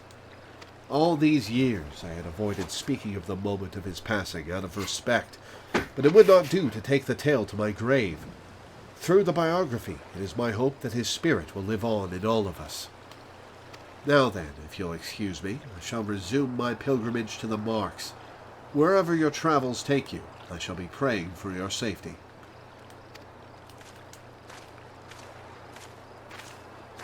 Lamia lilies, the symbol of safe passage. As Louisoix stood there in Carteneau, I wonder if he likewise prayed for someone's safety. At any rate, these interviews have yielded everything I had hoped for, and more. Come, let's return to Ul'dah. I'll have your reward for you at Ul'dah at the Hall of Flames. All right, is the bad man gone? Do we ever have to hear his name again? Yeah. The Scions during one point, as well as the players, went to pray at these stones in order to power up the spell that Louisoix tried to cast to seal Bahamut away again. Are all of them still discoverable in the environment? I believe so, because you have to visit them in order to have a wedding. Oh, cool. Oh, he's right out here. Okay. Like, some of them have subtly moved since then, since 1.0. Yeah, because I think some of them used to be in zones that no longer exist, like, Western Shroud, but they just moved them. Yeah, makes sense. There you are. I ended up troubling you longer than I had intended, but it was a truly fruitful series of interviews. How fortunate that we could hear from those who lived that fateful time. While I still have many questions, the biography is beginning to take shape in my mind. I also feel as though I've attained a measure of closure. Louisoix fought simply as one of us, and he made the ultimate sacrifice that hope might endure. This I've come to realize and appreciate thanks to everyone's heartfelt testimonies. Now then, last but not least, I'd like to ask you for your thoughts on something. According to Orn Greencombe, Louisoix smiled in his final moment. As he was enveloped in light, what do you imagine he held in his mind? The image of mankind thriving in the future. Just imagine it, like, probably his grandchildren. It's like, he's got grandkids? You needn't tell me? I could have interviewed them! I see. I appreciate your thoughts. As I pen the biography, I'll be certain to remember your words. Well, sad though it is, it's time for us to part ways. I'll set to work on a draft, and I won't rest until the biography goes to print. Thank you for all your help, my friend. I couldn't have come this far without you. Did I actually help with anything? I'm not sure I did.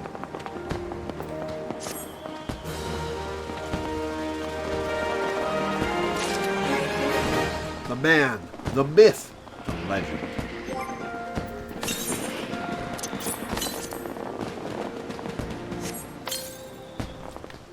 Portrait elements encased in the end of an era. Frames kit. Cool. Alright, well, that was a productive stream. That was a productive stream. Yeah.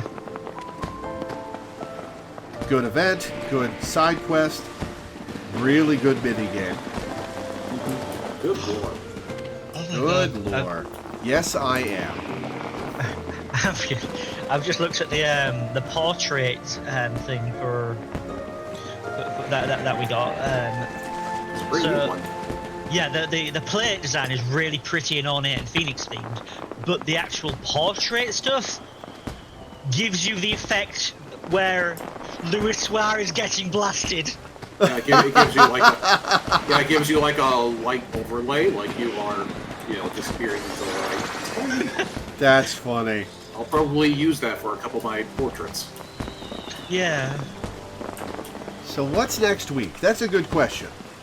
I should really get some job quests done, especially for jobs that I intend to use. But we've taken so much of a detour from between 3.3 and 3.4. Well, it's only been like a month, actually. It's been more than a month. Yeah. True, maybe 2. When was Nidhogg? When did we fight Nidhogg? Actually, no, I missed the Nidhogg fight because I was at something. It was like June, wasn't it? Okay, so 3 months. Man, that's been a while. I feel like I should do... let me look at the list of class quests I've got. I feel like I should do Dark Knight.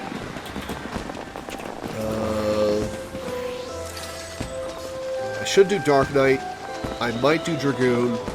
I've done Scholar up to 60.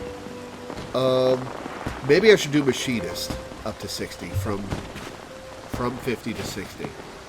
Okay, well, we've got Dark Knight 50 to 60 and Machinist 50 to 60, at least. So I think next stream and possibly the one after that we'll do job quests. But after that, we'll do Hildebrand. Because we're going to do that before we proceed. And was there anything else? There's trials, but we'll want to do that after you've finished 3.5. Yeah, that's what I figured. Oh yeah, Briardean as well. We got to do Briardean. True. Should we do that before or after Hildebrand? How long is the Briardean quest? They're not super long. Minda, what do you think? 1 stream, 2? IR rate probably 2 for Briardean. Hildebrand should just be a one-off because it's a much quicker version of Hildebrand than we usually get. Yeah, they weren't initially expecting Hildebrand to be so popular to bring it back, so it's shorter. Gotcha. Yeah. All right. Yeah, well, Hildebrand we could probably knock out in it might take a day or two. Depends. Honestly, between Hildebrand and Briardean, if we finish one and go straight onto the other, without the job quests in between or anything, I would say we could probably do all of them in 3 streams. Okay. All right. Well, here's what we're going to do then. We're going to do Dark Knight. We're going to do Machinist. And then we're going to do Briardean and Hildebrand. And then once we've done Briardean and Hildebrand, we'll probably do Hildebrand first and then Briardean. And once we've done Hildebrand and Briardean, we will do 3.4. So we've probably got another month before we start 3.4. Looking back, June 10th, so it's been almost exactly 3 months to the day. Good Lord.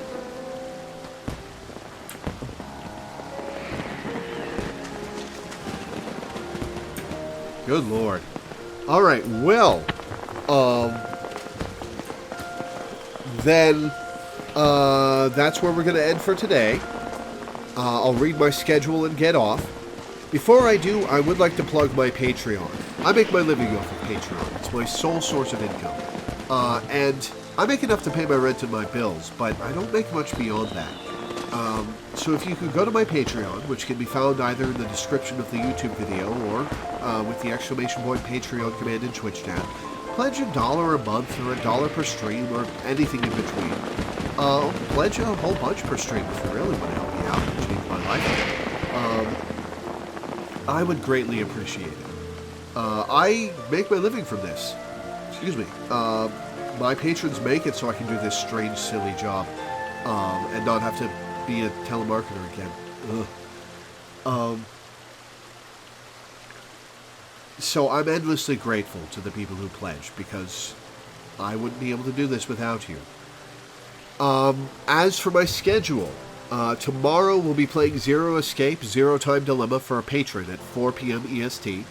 Monday will be Phoenix Wright Ace Attorney for another patron at 2 p.m. Tuesday, I don't have anything scheduled. That'll probably be Baldur's Gate 3. I'm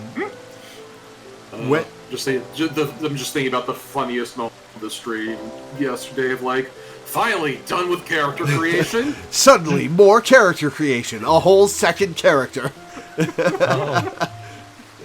You require a guardian. You're not done. You thought you were done with character creation, bitch? 2 hours it took me. It took me almost 2 hours to do character creation. Yep. And you went in with a plan, and it still took that long. Yeah. Like the people who are just like shopping around the options, they're the ones who spent like, you know, whatever. Like they released an infographic of that game, and after the week, people had spent 88 years in character creation. Oh, that's wild. Yeah. I love when companies track stuff like that. Like, Resident Evil 2 will track the amount of time you sit staring at a particular gross site that I won't say for Danny's sake. Oh, yeah. And people have spent like a year being surprised and staring at it. Anyways, back to the schedule. I interrupted your outro, but yeah. Baldur's Gate hype. Yeah, Monday will be Phoenix Wright. Tuesday will be Baldur's Gate 3. Wednesday will be The Legend of Zelda Majora's Mask for a patron at 1 p.m. EST. Thursday, I have a doctor's appointment, so I will be out of town. If I get back in time, I may stream something, I may not. We'll see. And next Friday will be the start of the Pokemon Scarlet DLC, which I am very excited to play. I've been waiting for this for a bit. I'm excited for new Pokemon and new shiny hunts. And then next Saturday is, of course, our weekly Final Fantasy XIV stream, where we'll be doing class quests. So for now, thank you guys for tuning in.